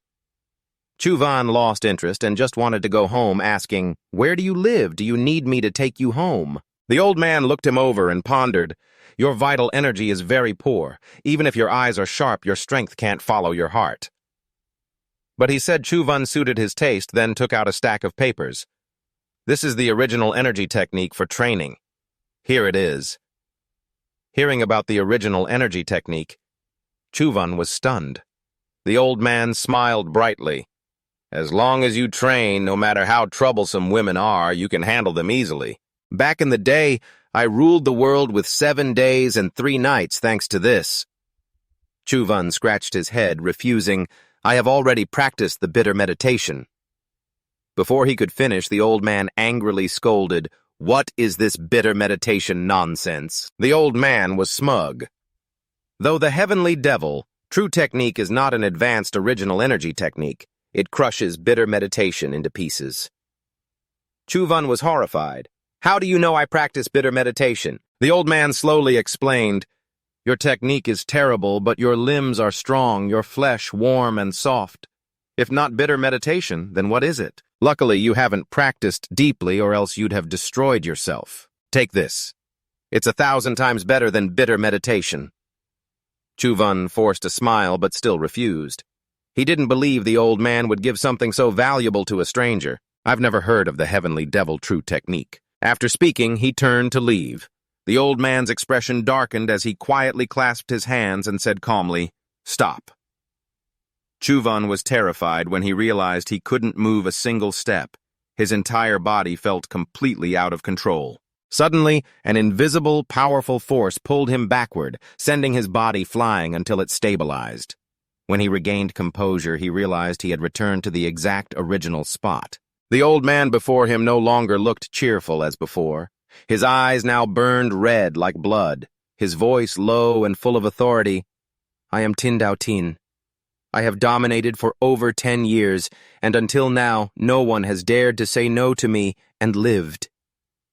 Hearing the name Tin Dao Tin, Nam Ching felt as if he had heard this strangely familiar name somewhere before. Suddenly, his eyes contracted as memories flooded back. It was him, the cold-blooded, most terrifying figure in human history since humanity began recorded during the chaotic Primal Storm era. He was a top-tier, fierce, devil-level expert who had consecutively taken 27 lives and stained the entire Federation with blood. The old man stood high above, looking down at Nam Chin with a challenging tone. So what do you think now? Do you want to learn? Standing under the eaves.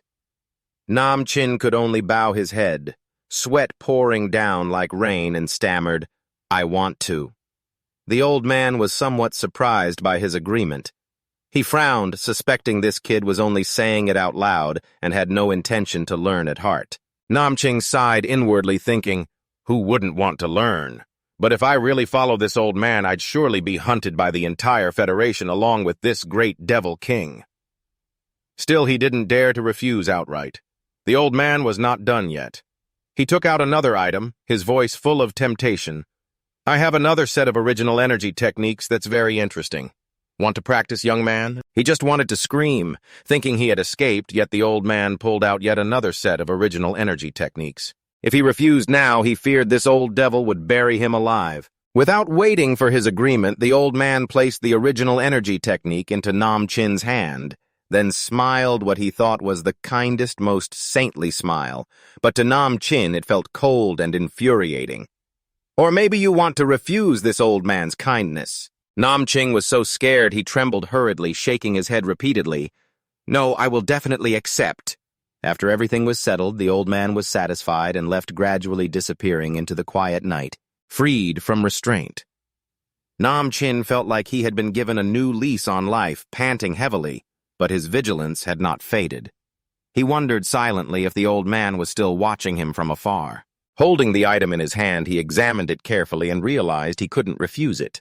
His weak body felt like a breeze could make him sneeze repeatedly. After thinking for a while, he decided to run home quickly first. On the way, Nam Chin accidentally passed by two suspicious figures who seemed to be concentrating on tracking something. Looking closely, he recognized the badges on their shoulders. They were definitely Federation agents. A series of questions arose in his mind.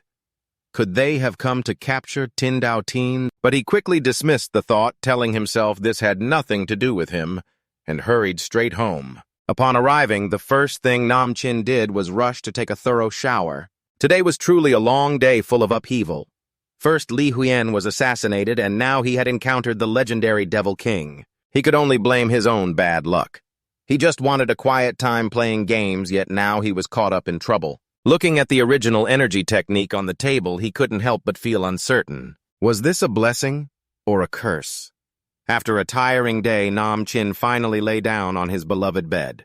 But in his restless sleep, an indescribable oppressive feeling suddenly overwhelmed him. His heart felt crushed by something, and his whole body seemed to be sinking into a sea of blood. Below, countless creepy, terrifying hands reach out desperately, trying to drag him down to the depths of hell. The horrifying feeling makes him want to scream. The only way to escape is to wake up. Suddenly, the protagonist bolts upright, his face drenched in sweat, in utter panic. He pants heavily, his mind still trapped in the terrifying nightmare, his body uneasy. He rushes to the bathroom, vomiting violently. After a while, he gradually calms down, wondering what the hell is really going on. Seeing the vital energy manual titled Demon Immortal Scripture on the table, he slips into thought. Could it be because of that? Did the enlightened Taoist immortal mess with this scripture? Holding the scripture in his hands, he carefully examines it from every angle. Whether looking forwards or backwards, he can't find anything truly strange that would cause a headache. He falls into deep thought, wondering if he's anemic from playing games too much. Washing his face to sober up, he feels better. The oppressive feeling fades away. Though awake with nothing to do, the protagonist takes out his phone to play games again. With a small victory, he logs into the ancient dungeon, goes deeper, and unexpectedly encounters the skeleton night boss again. He didn't expect it to still be there. It seems the monsters in reality and in the game don't affect each other. This is even better, meaning he can defeat it again and get more treasures. Without hesitation, he charges in to fight the boss once more. Of course, in this leader's knowledge base, there's no concept of fear. It rushes straight in, intending to crush the outsider into dust. As expected, the protagonist is quickly mauled by the monster and finally defeated. He can only bitterly accept the boxed meal. The young man's face turns pale with anger. Although bosses in games are usually a bit weaker than in reality right now, there's no support from Lai Huyen. He can only rely on himself. Moreover, only by performing operations perfectly can he hope to defeat it. After all, there are still several days before the exam results are announced. He can use this time to figure out how to kill that monster. It's just that to train this path, who knows how much more blood he will have to sacrifice. Chuvan now just wants to find a glass of red syrup water to make up for the few drops of blood lost.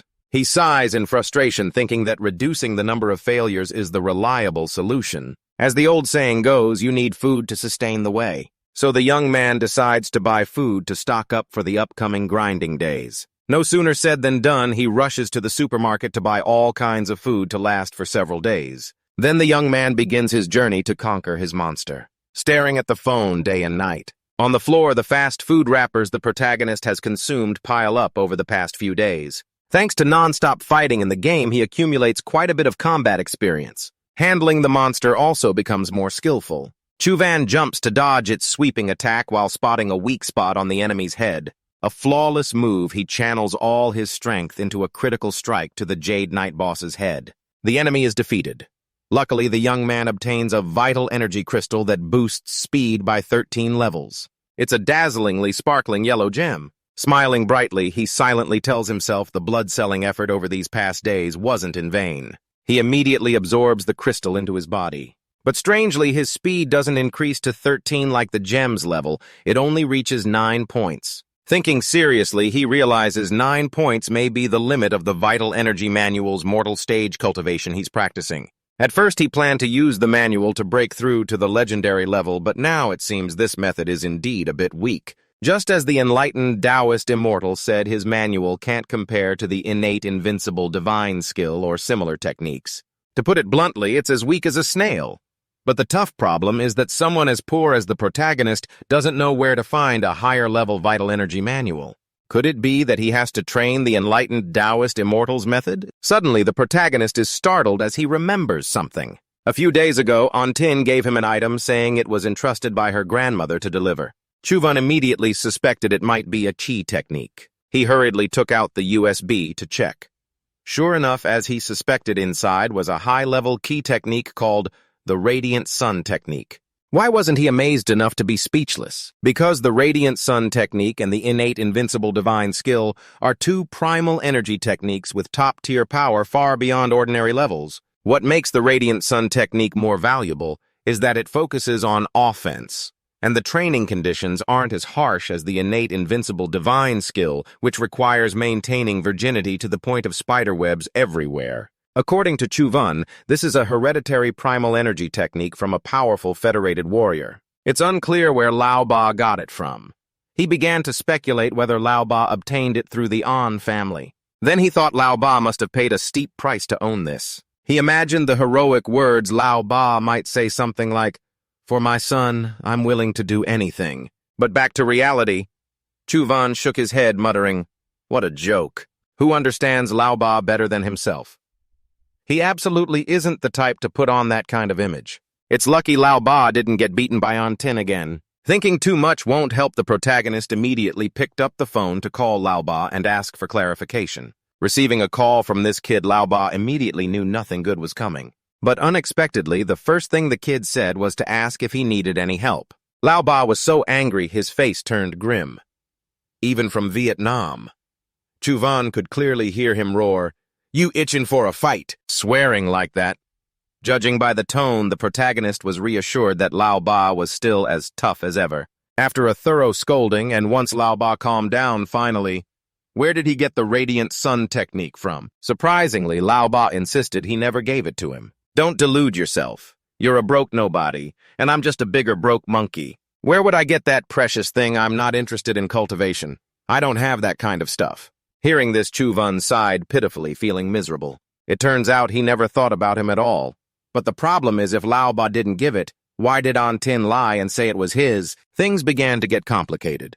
What if it was a gift Tin gave him? Thinking this, he chuckled to himself, realizing he really knows how to provoke trouble. After saying that, he hung up in an instant, seeing the kid just using him to fish for information, then brush him off. Lao Ba was so angry he called Chuvan a windy monkey. But thinking back, the kid's personality was just like his own, so he let it slide, thinking it would help him gather more info anyway. The young man now lay back on the bed, his mind filled with chaotic thoughts. Clearly the An family treated Lao Ba very well, but the assassin Tin didn't hesitate to bring him a whole bunch of trouble, and Duck Kwon even almost caused him to fail his graduation exam. Yet now she gave him a precious primal energy technique that was unbelievably valuable. He couldn't understand what she was plotting with that gourd thing. Before everything became clear, Chuvan decided it was safer to temporarily put aside cultivating this technique. Exhausted, he quickly fell asleep. The terrifying thing was the suffocating, stifling pressure came crashing down again in his dream.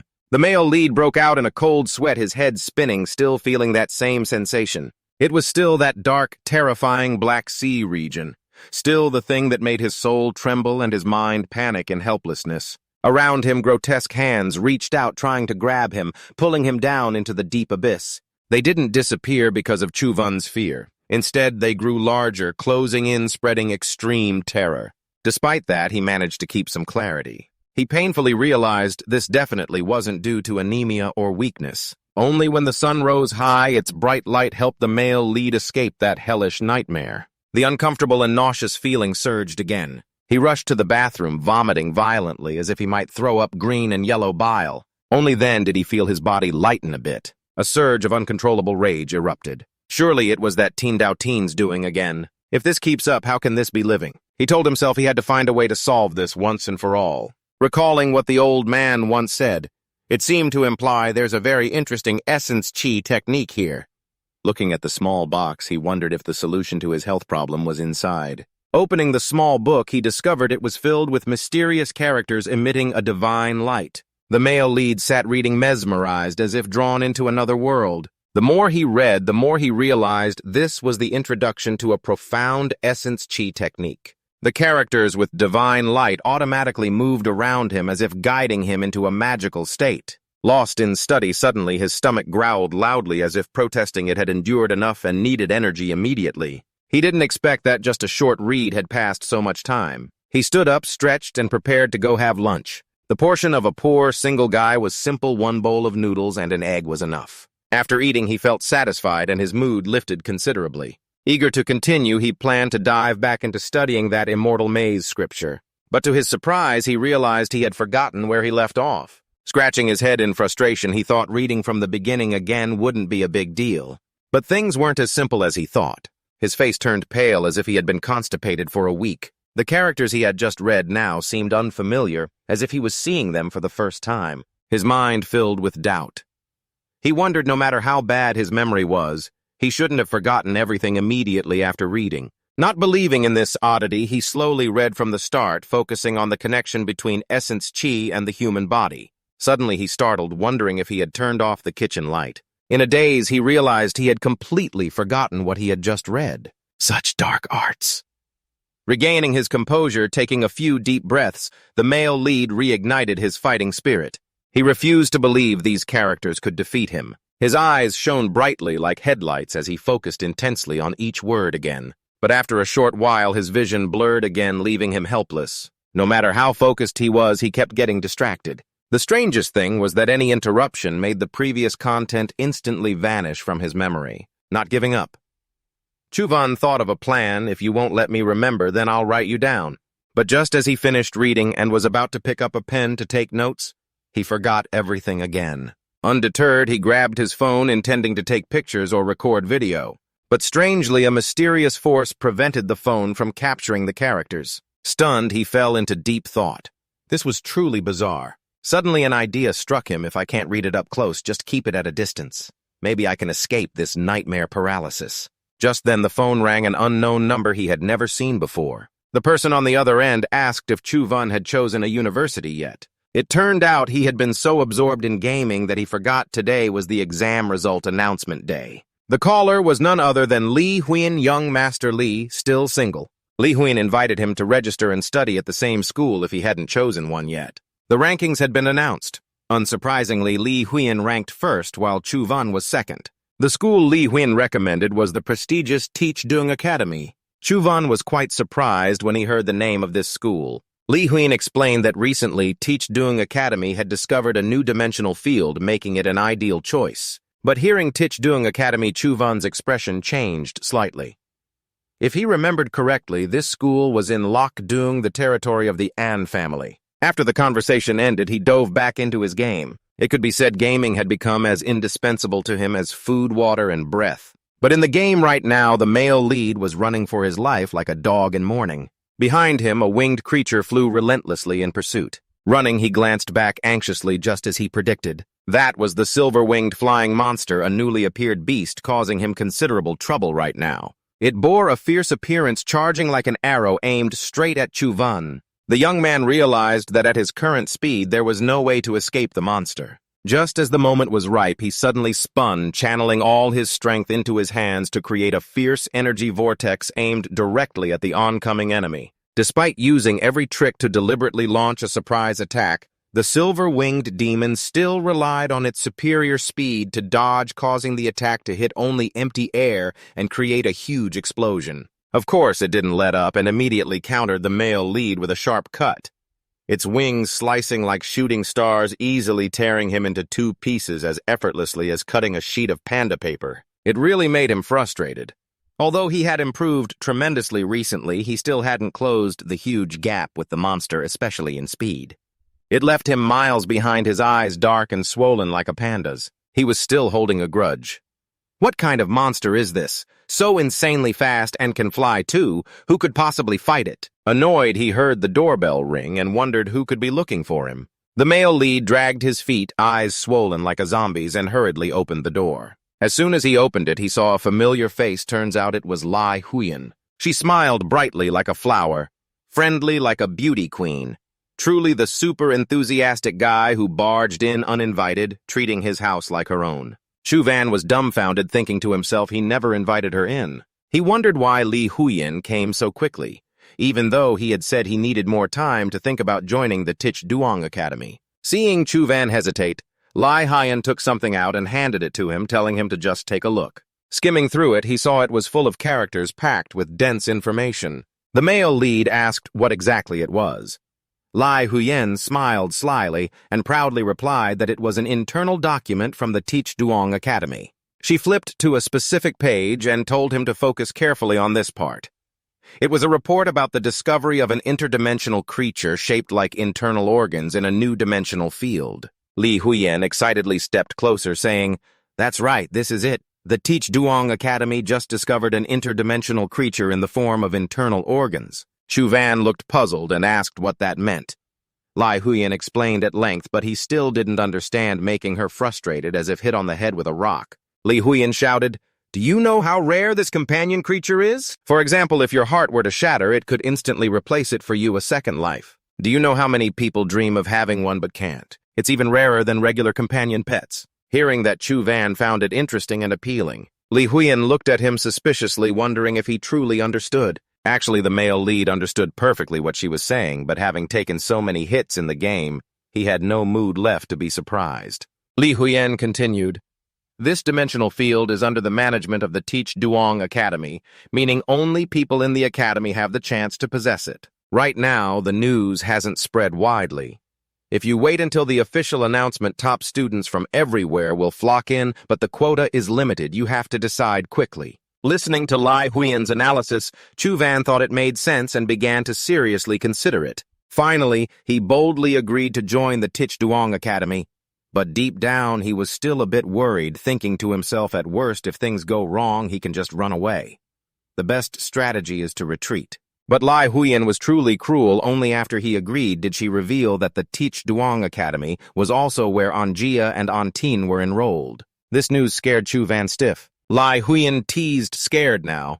"Of course you are, but admitting it would be too embarrassing." The male lead calmly joked, "What's there to be scared of?" To prove it, he immediately took out his phone and registered on the spot. Meanwhile, at a secret base, agents of the Federation sat in front of a computer system extracting footage from the camera on Huang Quan Road that day. The footage showing Chu Van appearing in that area was recorded, and they suspected him of being connected to the demon head Tin Dao Tian, immediately ordering a swift investigation on him.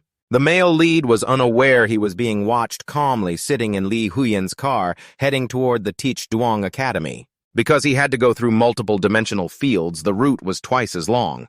Worse, his game was stuck in a hard spot. He kept grinding uselessly, bleeding health for nothing. Without gaming, he didn't know what else to do to kill time, so he decided to take a good nap in the car. But before he could fall asleep, he suddenly jolted awake, worried that if he had sleep paralysis in the car, it would be very troublesome. Suddenly his mind felt fuzzy. Touching his forehead, he wondered if he had a fever. Unconsciously, he recalled the hateful face of Tin Dao Tian and the old man's voice ringing in his ears. "Kid, your body is your capital for dating. How can your blood and energy be this bad?" Indeed, blood and energy are very important. He told himself to be more careful when gaming from now on, not to bleed health to death. The more he thought, the angrier he got. He clenched his fists, silently cursing that damn Tin Dao Tian. If it weren't for him, things wouldn't be this miserable. He's afraid of everything, even in his sleep. If he could fight, he would have already beaten him to a pulp. He told himself that as long as he was stronger, he would show him why the sea is salty. Lost in thought, Chu Van suddenly noticed something in his pocket heating up.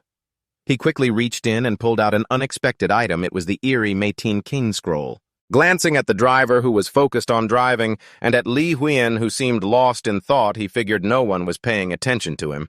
Good, he took out the scroll to kill time. This time, when he opened the Mei Tian Kin, countless characters floated in midair, radiating a mystical, shimmering divine light. Suddenly, it was as if an invisible wall shattered like glass in water. At that moment, a brilliant golden spiritual force surged like a tide from the void, breaking through the shattered barrier and pouring into Chu Van's body, merging with every fiber of his flesh. Chu Van's body formed a swirling vortex of energy that spun continuously. No matter how many streams of radiant golden light poured in, they were all swallowed by that vortex.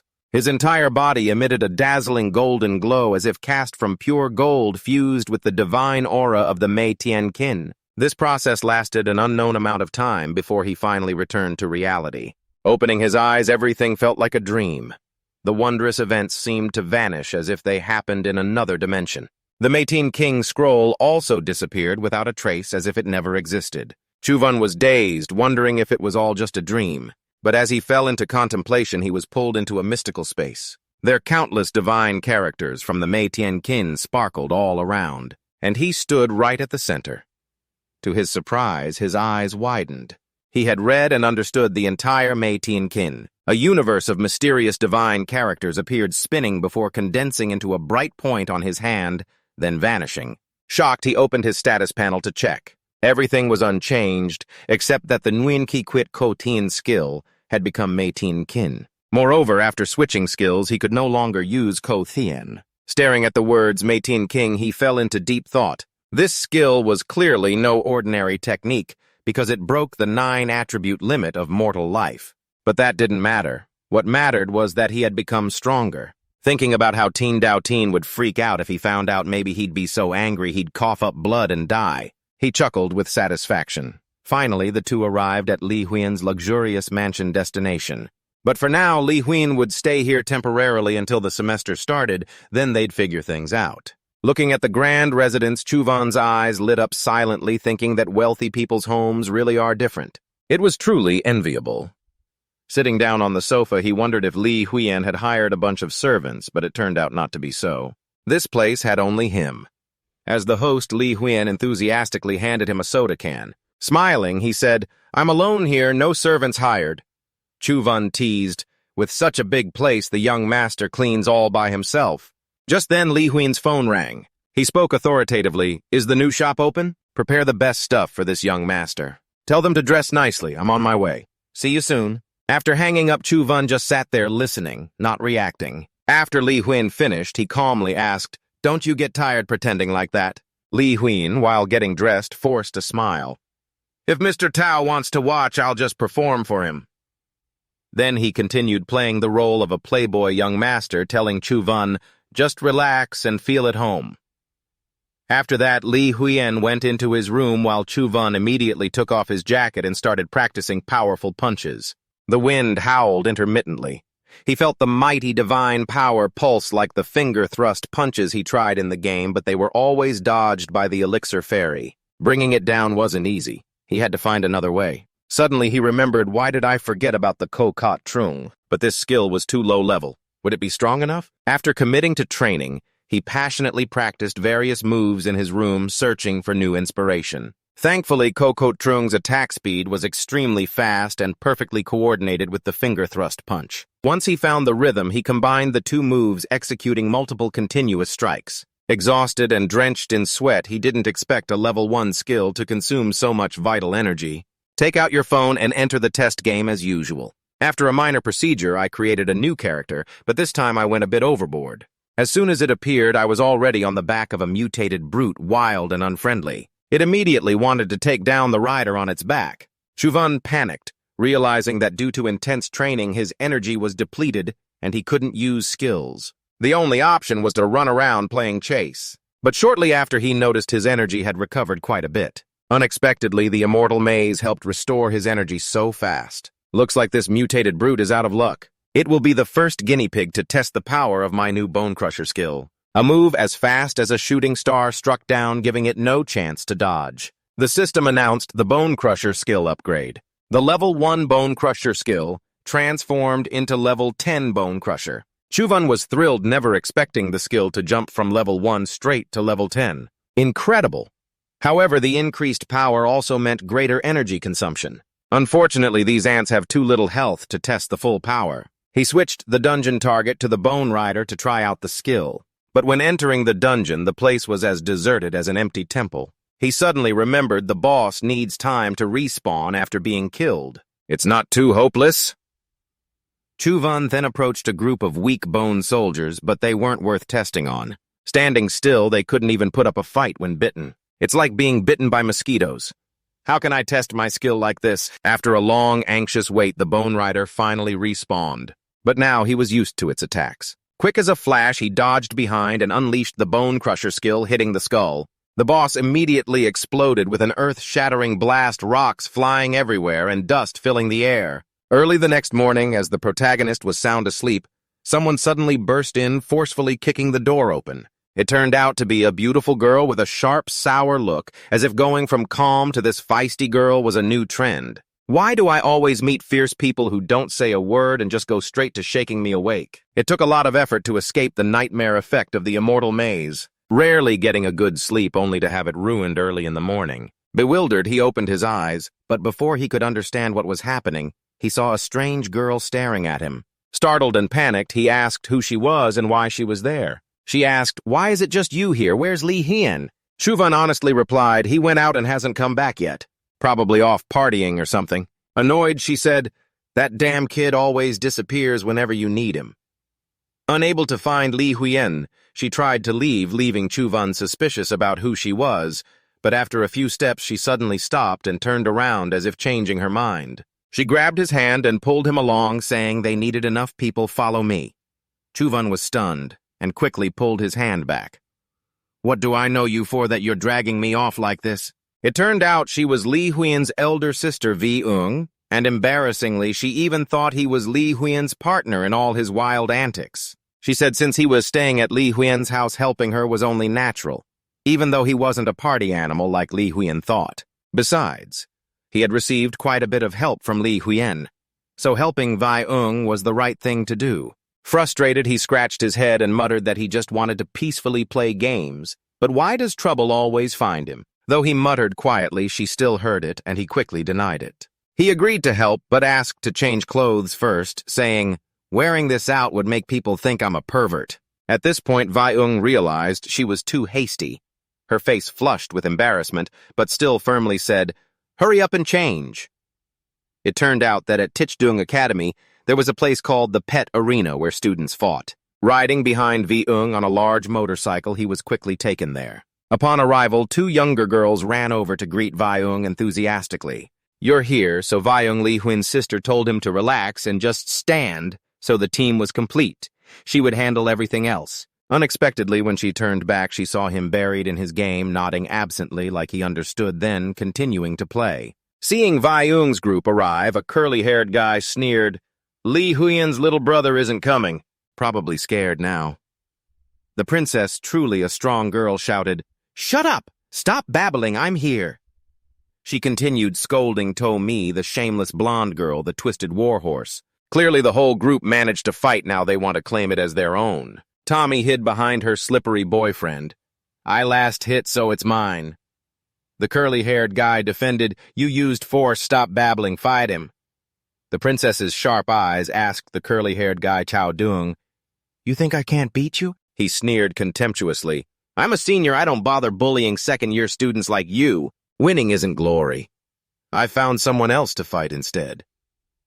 With that, from the shadows, a muscular young man with overwhelming presence stepped out. He was the princess's opponent. His face gradually became clear, a short-haired guy with a long scar on his face that made people wary. Upon seeing him, the princess was startled and recognized him as Ko Dien. Even just watching Chuvan noticed this guy. Just looking at him was scary, let alone facing him. The two stepped onto the arena. Ko Dien, with a fierce and murderous aura, did not rush to attack, signaling the princess to make the first move. Although a girl, the princess was not intimidated, her fighting spirit blazing like a flame. She looked straight into his eyes, ready to counter. Knowing the opponent was Ko Dien, the princess's two sisters, nervously begged, "Sister Princess, don't fight him for our sake, we don't need any more companions." Seeing their changed attitude, Chuvan was curious who was Ko Dien to be so terrifying. The green-haired girl trembled as she explained, "He's a notorious devil of the school. On the first day, he reportedly beat a senior fifth year so badly that no one dared to look."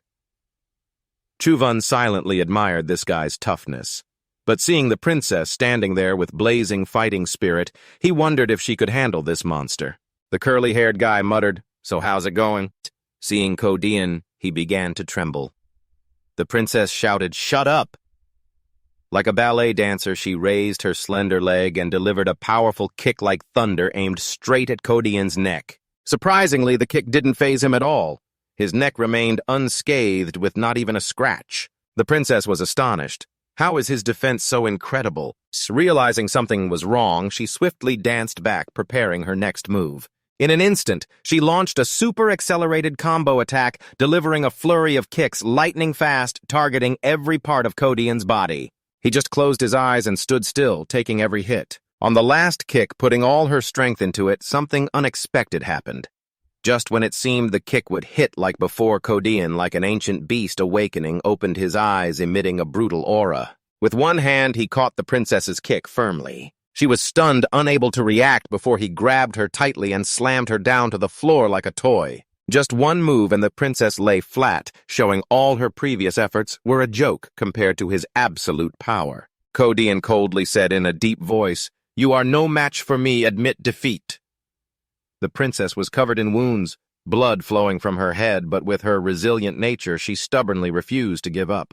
Before she could say a heroic word, Ko Dien coldly kicked her away without mercy. He asked emotionlessly, "Still want to keep fighting?" The princess's two sisters panicked, fearing a fatal accident, shouted, "We don't need any more companions." To Mi, with a wicked heart, took the opportunity to think it was their idea, not hers, forcing it.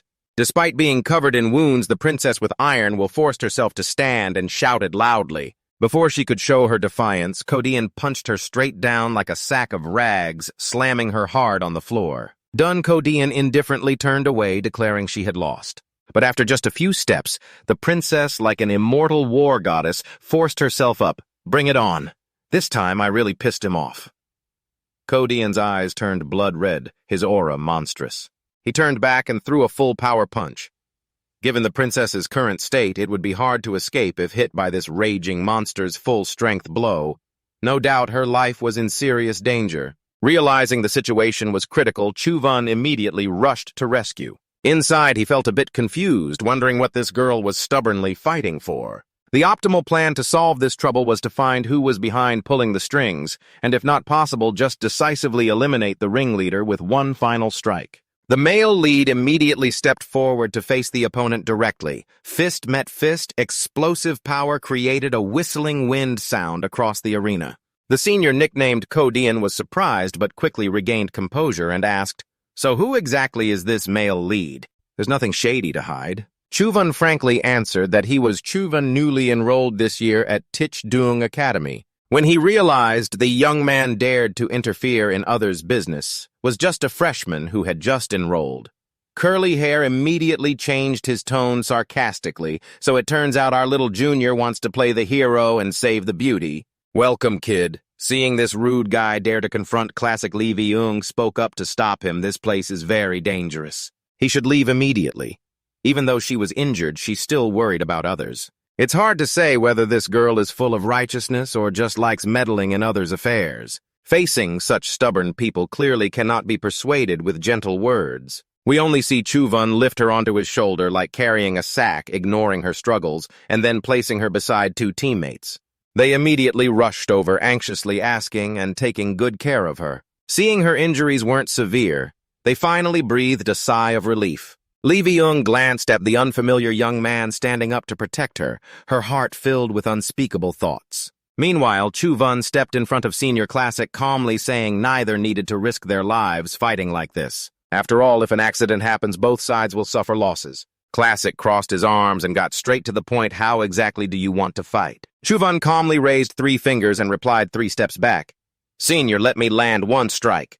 If you step back less than 3 steps, I will admit defeat." Confident Classic agreed without hesitation and immediately prepared to defend. His whole body emitted a blazing red aura like blood, telling Chuvan not to waste time and to strike quickly. Chuvan raised his fist, radiating a bright golden aura full of power. He kindly warned, "This punch of mine isn't light, Senior, be careful."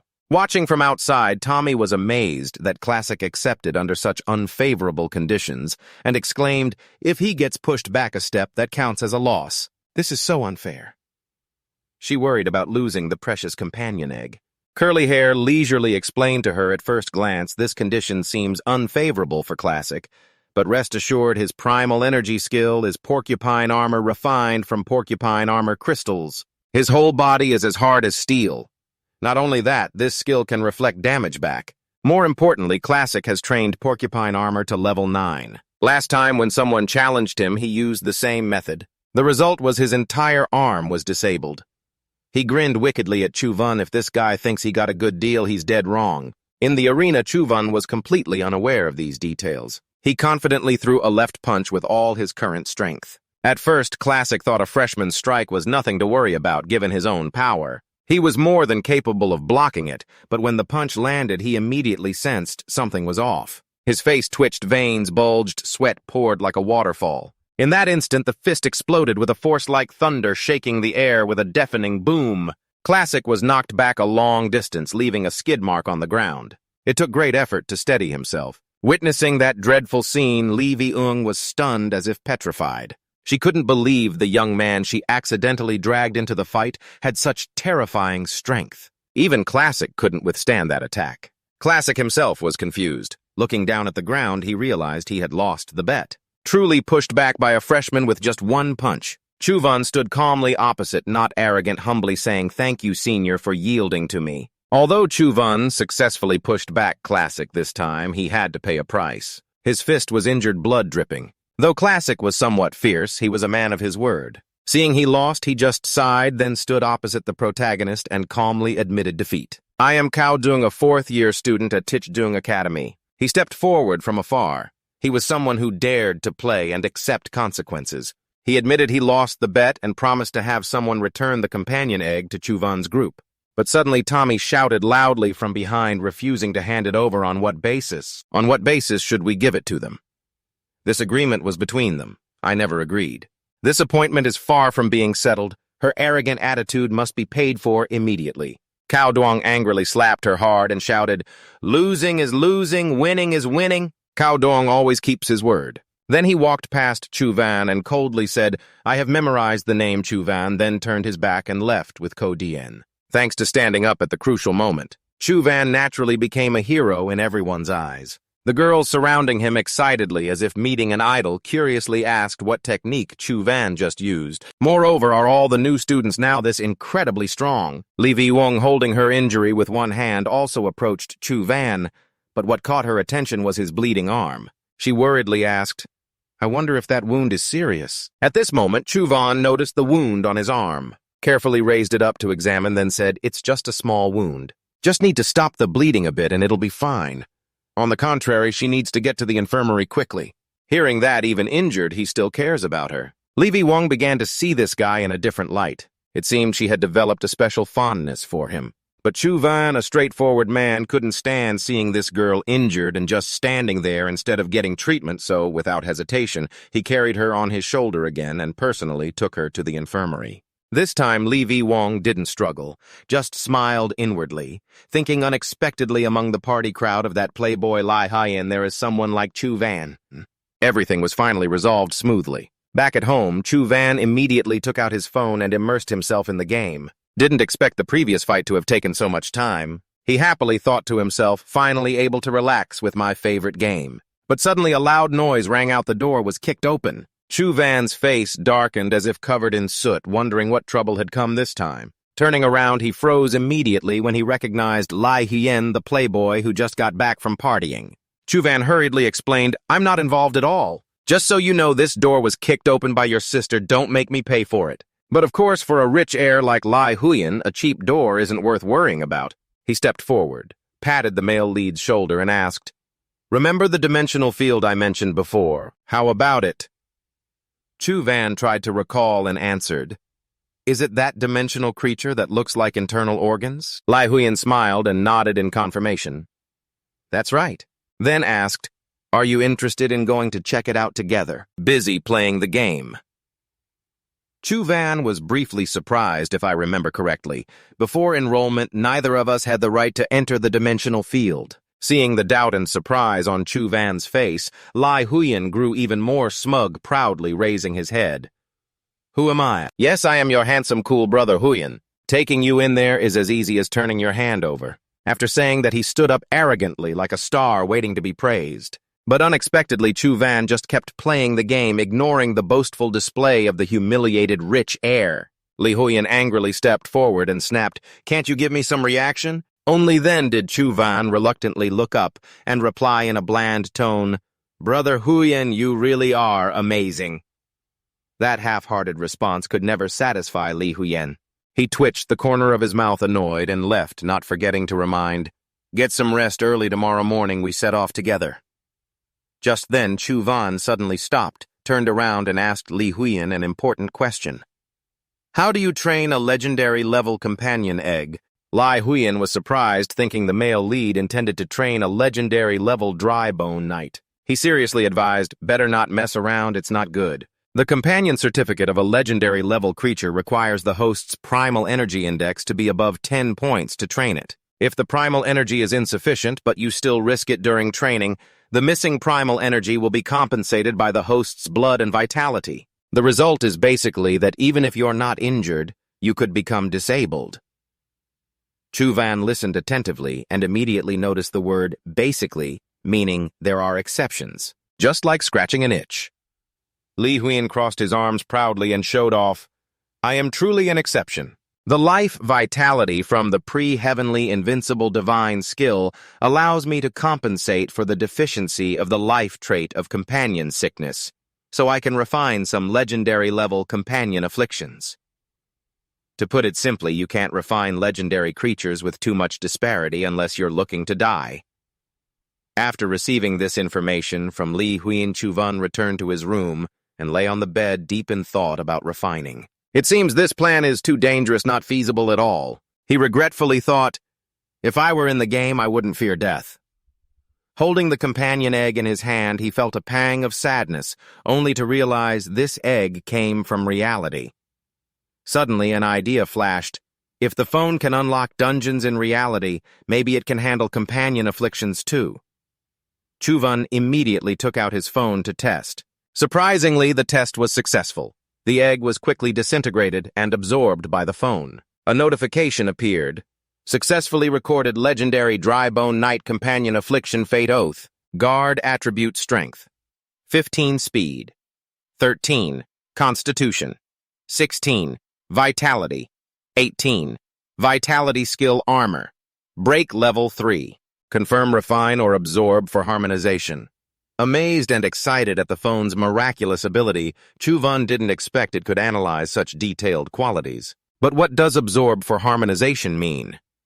Curious, he pressed the absorb for harmonization button. The system immediately notified detected mutant giant ant suitability probability 47%.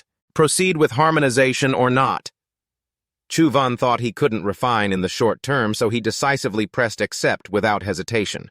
Instantly, a vortex appeared, starting the harmonization process of two-dimensional creatures. Since his vitality was not enough to refine, he decided to see what would happen if the mutant giant ant harmonized with the legendary companion affliction. As expected, the hope wasn't wasted. The harmonization process went smoothly, and the 4 mutant giant ants successfully became level ordinary mutant drybone ants with stats: Strength 10, Speed 9, Constitution 10, Vitality 9. Innate skill, Dry Ant Spine. Level 10. Companion form resembling a bamboo flute. Although only ordinary level after harmonizing with the legendary companion affliction, the stats nearly reached their maximum, and it even gained a new skill. Confident, he stepped into the game. Chuvan looked at the silver-winged Phi Thought, gliding provocatively in the air, clutching the hot weapon in his hand, promising himself he would definitely defeat it this time. As usual, the silver-winged Phi Thought immediately noticed Chuvan and charged down fiercely, ready to give him a beating as always. Without hesitation, Chuvan summoned the dry-bone ant, ordering it to stop that damn ant from obeying its commands. The dry-bone ant's eyes flashed fiercely as it unleashed the dry spine skill.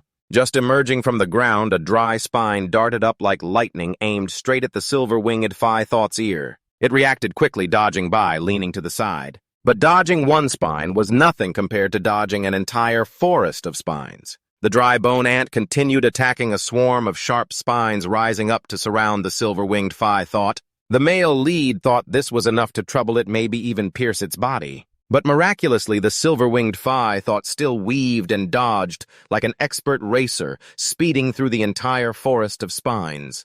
It escaped the trap and headed straight for Chuvan. Chuvan had been waiting for this moment for a long time. Immediately excited, he thought this time he would definitely take down the silver-winged Phi Thought. He threw a punch he had been preparing for a long time, aiming straight at his opponent. But suddenly its thin wings like cicada wings flashed sharply in a way that irritated him. In the instant his punch came down, the silver-winged Phi Thought's body disappeared, leaving only an afterimage. Chuvan's punch missed, hitting empty air. Before he could understand what happened, it sliced him clean and he immediately lost. Once again, stunned, Chuvan suddenly realized the move his opponent used was a vitality skill for flying. The next morning, as agreed, Li Huyen took Chuvan along. Unexpectedly, this playboy brought along a large white tiger, its white fur blazing like fire. He boasted that this was his mount. Seeing Chuvan staring blankly at the beast, Li Huyen smugly and vainly asked, "What do you think? Is it super cool, right?"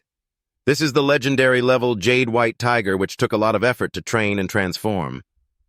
He moved closer to stroke the white tiger, suddenly acting unusually obedient and adorable. Chuvan teased, "Showing off like this, aren't you going to perform it for your brother?" Sitting on the white tiger's back, Li Huyen laughed and replied, "I'm not the type to just stand still and take hits. I won't miss anything I want." Quickly, the two climbed onto the white tiger's back and sped down the road, heading to the strange dimensional area containing the organ-shaped creatures Li Huyen had mentioned. But life is not as dreamy as that. Riding the white tiger looks majestic but is extremely uncomfortable. Who would have thought I'd get motion sickness from riding a beast? Watching the white tiger sway, Chuvan almost wanted to throw up. He silently thought it would have been better to have ridden a vehicle from the start. Finally, the two arrived. This area was strictly guarded, requiring presentation of pre-prepared ID cards. Only then were the two able to enter smoothly.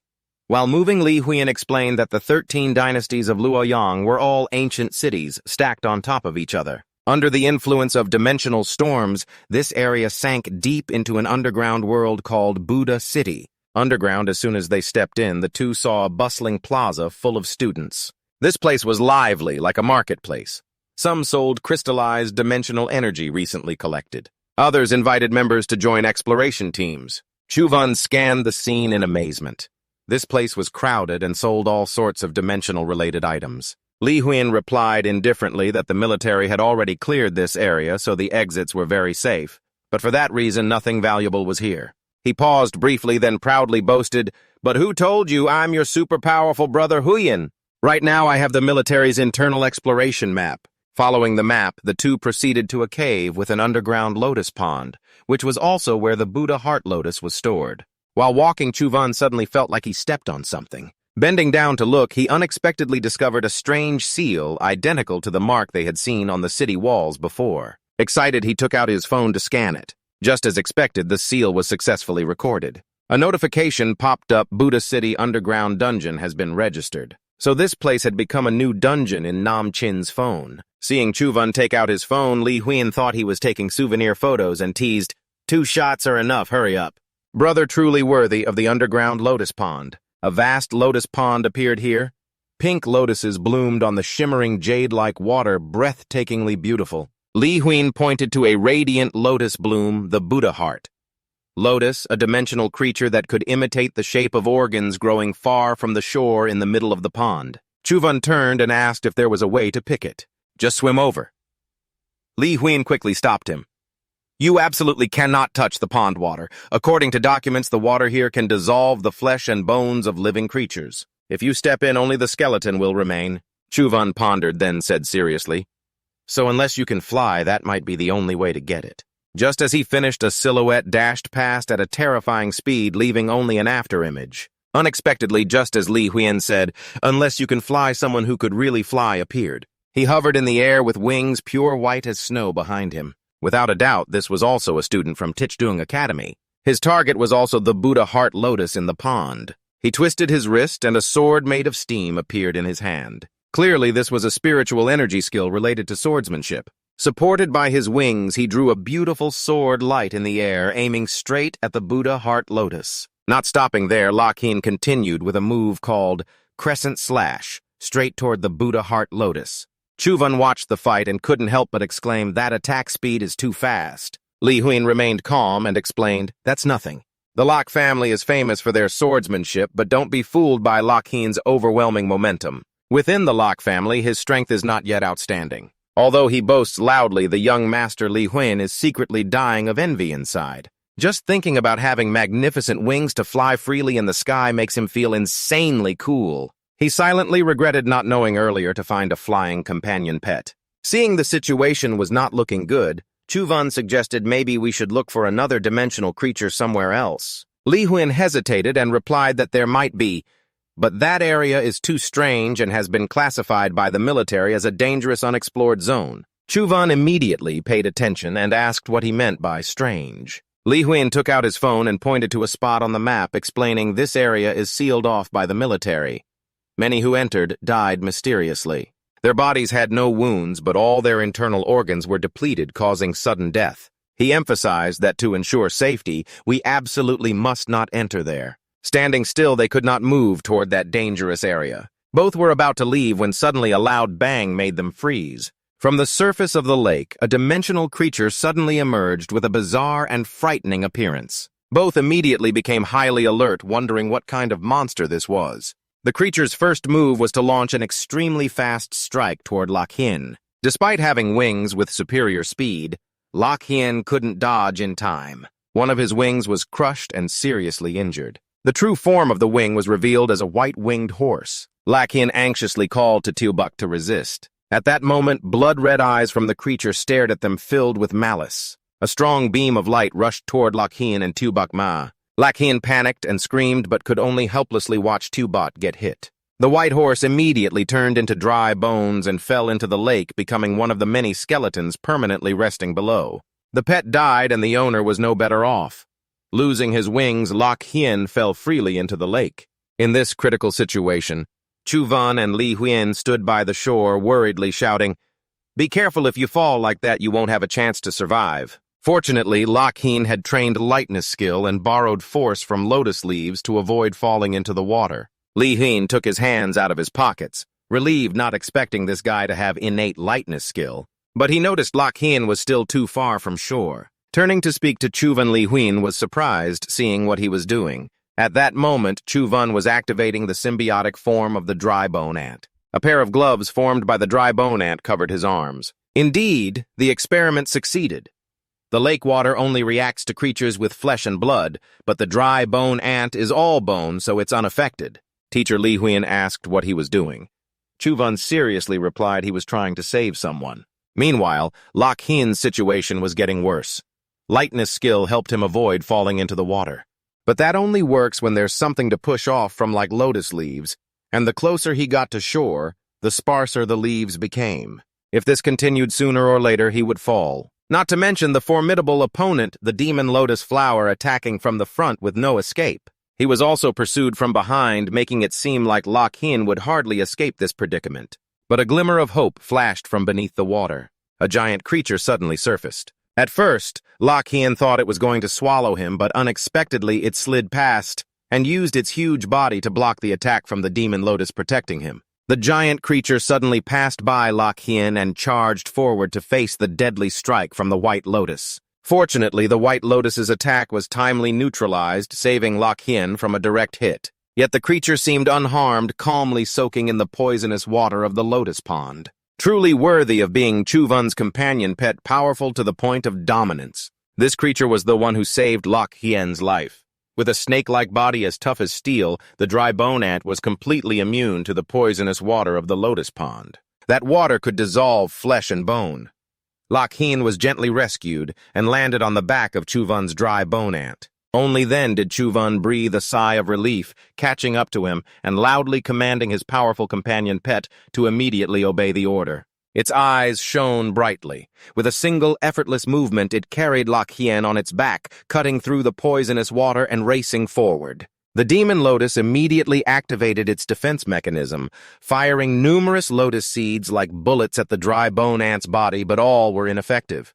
The fierce beast still boldly swam straight to shore. Behind that giant white lotus full of eerie demons, the trump card was activated, preparing to unleash a powerful strike strong enough to blow both away. But just then the dry bone ant arrived safely, bringing Lok Hin ashore. The white lotus stopped and bowed before Chuvan. Chuvan still maintained a calm expression, showing no reaction deep in thought. Only now did Lok Hin realize the strength of Chuvan's companion pet. It gently landed on the ground and spoke to introduce itself to him. "What's up, Chuvan?" Chuvan only gave a brief reply. Lok Hin immediately clasped his hands to express gratitude to his savior. "Thank you for saving my life. Saving one life is worth more than building 7 towers. Chuvan scratched his head, looking shy. It's no big deal." Lok Hin solemnly introduced himself as well. "I'm Lok Hin. I will definitely repay the favor from today in the future." His face was serious and full of determination, but Chuvan paid no attention.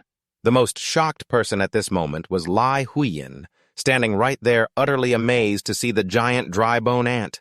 He exclaimed, "Oh my God, what kind of companion pet is this?" Chuvan muttered, "Dry bone ant." Li Huin nodded in awe. "Oh, that's pretty impressive. Your companion pet has become bone dry, so the pond water's corrosion has no effect on it. So the lotus monster's blood and seed attacks don't harm it at all." Immediately, Li Huin got an excited idea and tempted, "Do you want to let it try to take down that flower? I have a feeling this is definitely promising." Chuvan turned to look at the giant white lotus with its petals bearing eerie faces. Each petal could launch terrifying attacks. He silently thought that this flower was not like a typical mutated Buddha heart lotus. It might be a legendary dimensional creature. He thought further, this is not a game. If the dry bone ant dies, it's a real loss. Worried about safety, Chuvan prioritized minimizing damage as much as possible. He activated the summon command for the dry bone ant to rest. Li Huin showed irritation and disappointment. What's there to be afraid of? It's just a companion pet. If it can handle that monster, it's a big win. Chuvan refused to back down, replying firmly, "I'm not a gambler." He meant he didn't want to gamble the dry bone ant's life in this life-or-death bet. Li Huin reluctantly followed Chuvan, who was walking away. He muttered, "Could it be he's mad now? Where's the enthusiasm of a young man gone?" Of course, Chuvan had no intention of that, and quickly walked off to prepare to go home. Li Huin kept complaining, "What a waste of 2 past papers without gaining anything. Wait until tomorrow when news about the giant lotus spreads, someone might snatch it first." But Chuvan remained resolute, not paying much attention to Li Huin's words. He said, "Li Huin, I'm heading back to my room first. By the way, hand me the Buddha city map." Maybe I can use it later. Lee Hyen nodded. No problem. But he suddenly found it strange and thought, why is that? This kid's mood seems not bad. Is there something I don't know about?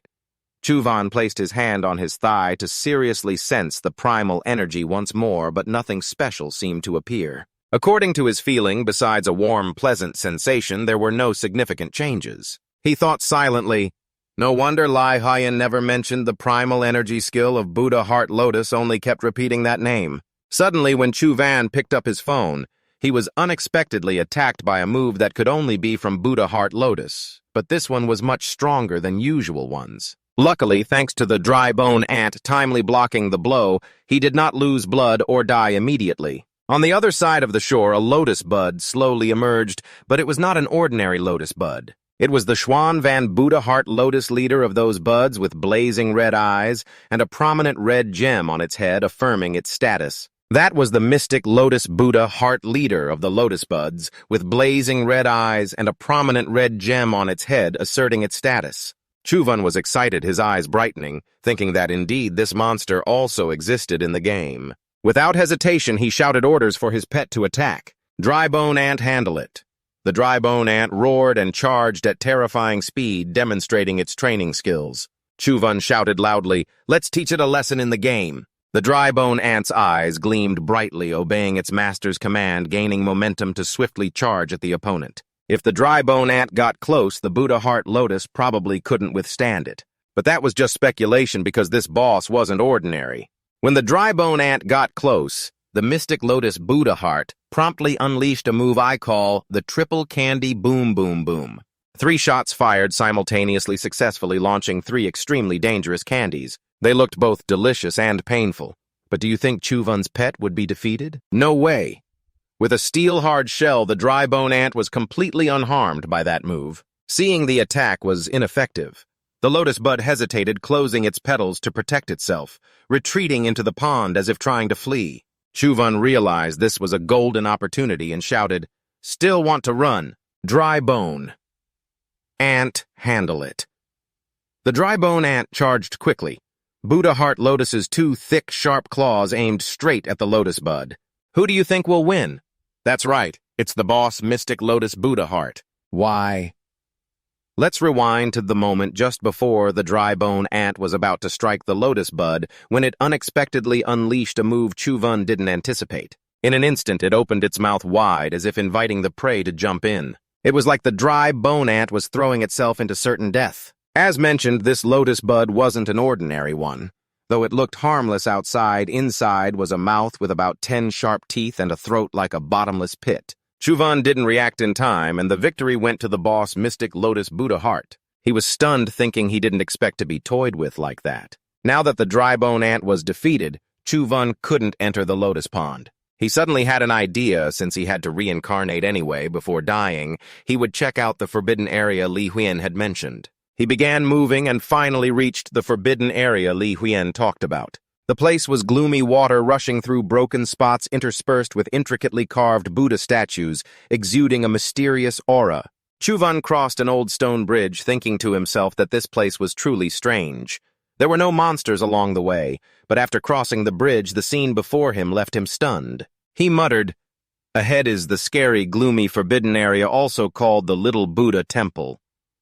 Chuvan was curious to explore more, but before he could investigate, the system suddenly announced game over. He was confused, thinking to himself, why did I die? What happened? Out of curiosity, Chuvan decided to try again.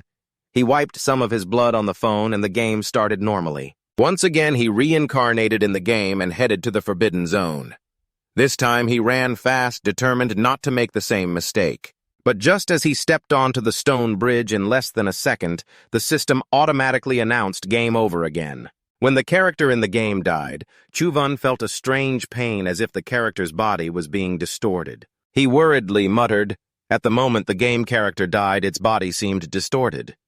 Indeed, just before the character stepped down the stairs, a strange swirling effect affected the character's abdomen, something the player couldn't see. Although the character's death didn't affect Chuvan's strength or life in real life, since he controlled the character in some cases, he still felt some of the pain the character endured. Too spiritual, huh, Bro Von? He thought to himself. Just like Li Huyen said, no wounds, but internal organs seemed drained. He put down the phone, closed his eyes, and sighed. This is too dark. No wonder the army gave up. Not wanting to get involved further, he tossed the phone aside, muttering, "Forget it. I'll sleep first." He fell asleep until the afternoon. When he woke up, he saw Li Huyen. The two of them were in the bathroom. Chuvan was brushing his teeth while Li Huyen was chatting. "Don't get the wrong idea, just a normal conversation." Li Huyen looked satisfied and laughed loudly. "As expected, news about the Buddha heart Lotus just spread and someone couldn't wait, Uncle Vun." He hinted. "Why is that?" Li Huyen excitedly recounted, "Last night a senior came with a legendary grade Kim-I eagle wanting to kill the Buddha heart lotus flower." He laughed uncontrollably. "But the result was that he got singed, ha ha ha, this is just too funny." Uncle Vun thought to himself, "Ha ha, if we had listened to him yesterday, we would have been the ones laughed at." Li Huyen continued, In short, the academy is already buzzing. There will surely be some exciting events soon when students of all levels go monster hunting." While wiping his face, Chuvan wondered, "What about the military side? Aren't they handling it?" Li Huyen shared his thoughts. "Although that flower is very powerful, the military and the academy surely have strong fighters who can eliminate it. But until now, the military hasn't made any moves. Probably they don't intend to get involved." He further explained, "The Federation has issued regulations that within certain danger levels, except for special cases, the military is not allowed to intervene. This is also considered an opportunity and resource for our generation." Just then there was a knock on the door, and a girl with long hair and a vague figure appeared. "Who is it? You guys just keep watching." But at the same time Chu Van's phone rang. It was his father, Mr. Chu Long Fong. He picked up and said, "Hello?" On the other end, Mr. Chu immediately said, "Son, you're in Loc Dung, right?" "Yes," Chu Van confirmed. Mr. Chu continued, "It's your new mother, Tu Lam. She wants to meet you and have a meal together." And I have to admit, Chu Van's new mother is very charming with striking features. Big eyes, a high nose, attractive tanned skin, and a figure that's hard to look away from. After hearing this, Chu Van gave a faint smile, showing little interest, and replied, "I'm fine now, and as for Dad's side, I won't get involved." Just then Li Huyen opened the door, saw someone looking for Chu Van, and called him out to meet. Chu Van nodded. "Okay, I'm coming out now." While walking and talking on the phone, he continued, "In short, as long as Dad is happy, you don't need to worry about me." The man on the other end advised, "Don't go easy on this stepfather.